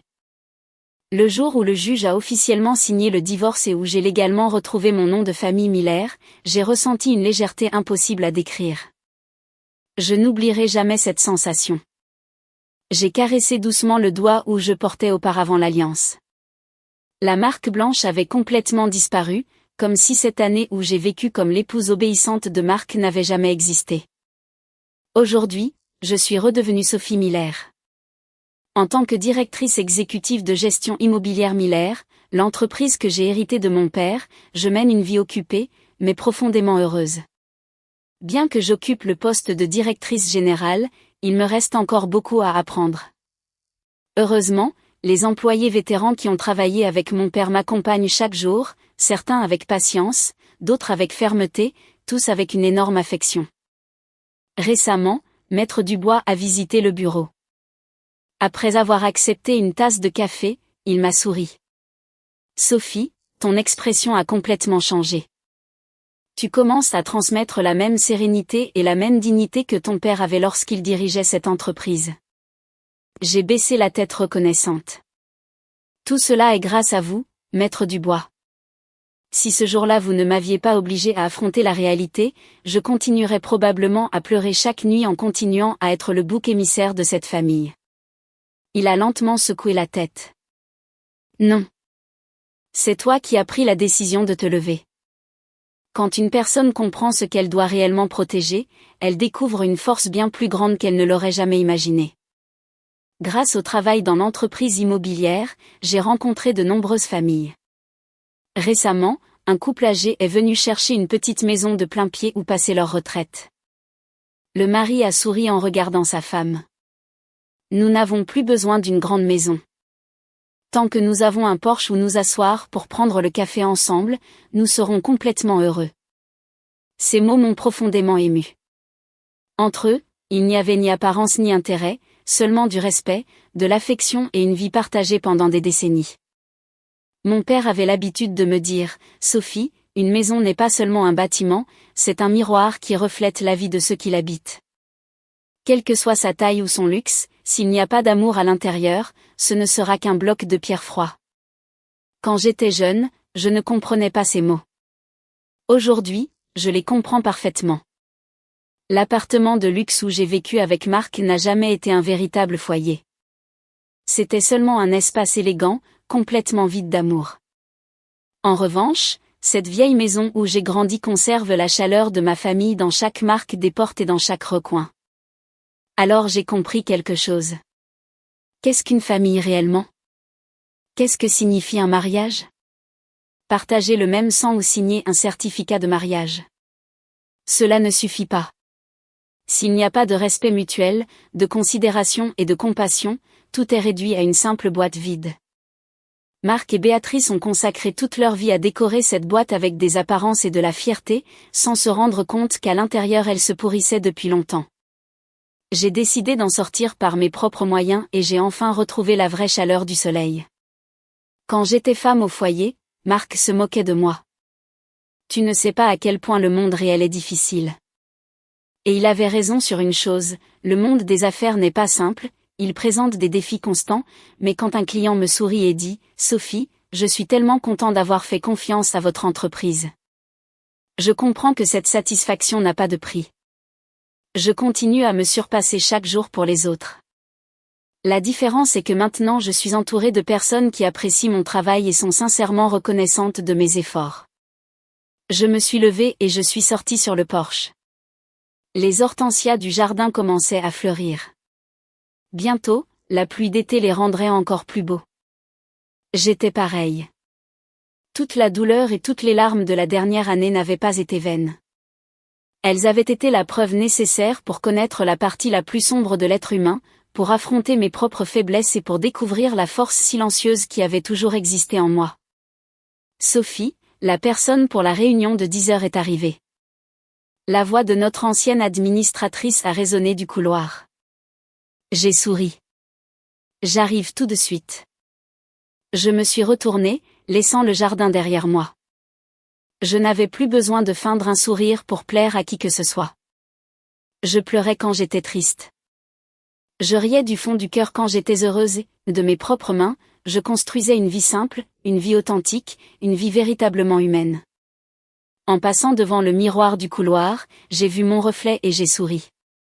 La femme faible et effrayée avait complètement disparu.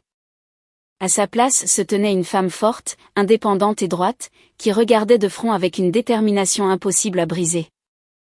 Quand j'ai ouvert les portes principales du bureau, la lumière brillante de l'été m'a complètement enveloppée. Au-dessus de ma tête s'étendait un ciel immensément bleu, propre et sans un seul nuage. Aujourd'hui commence un nouveau jour et le chemin qui m'attend s'ouvre lumineux, plein de possibilités et sans limite.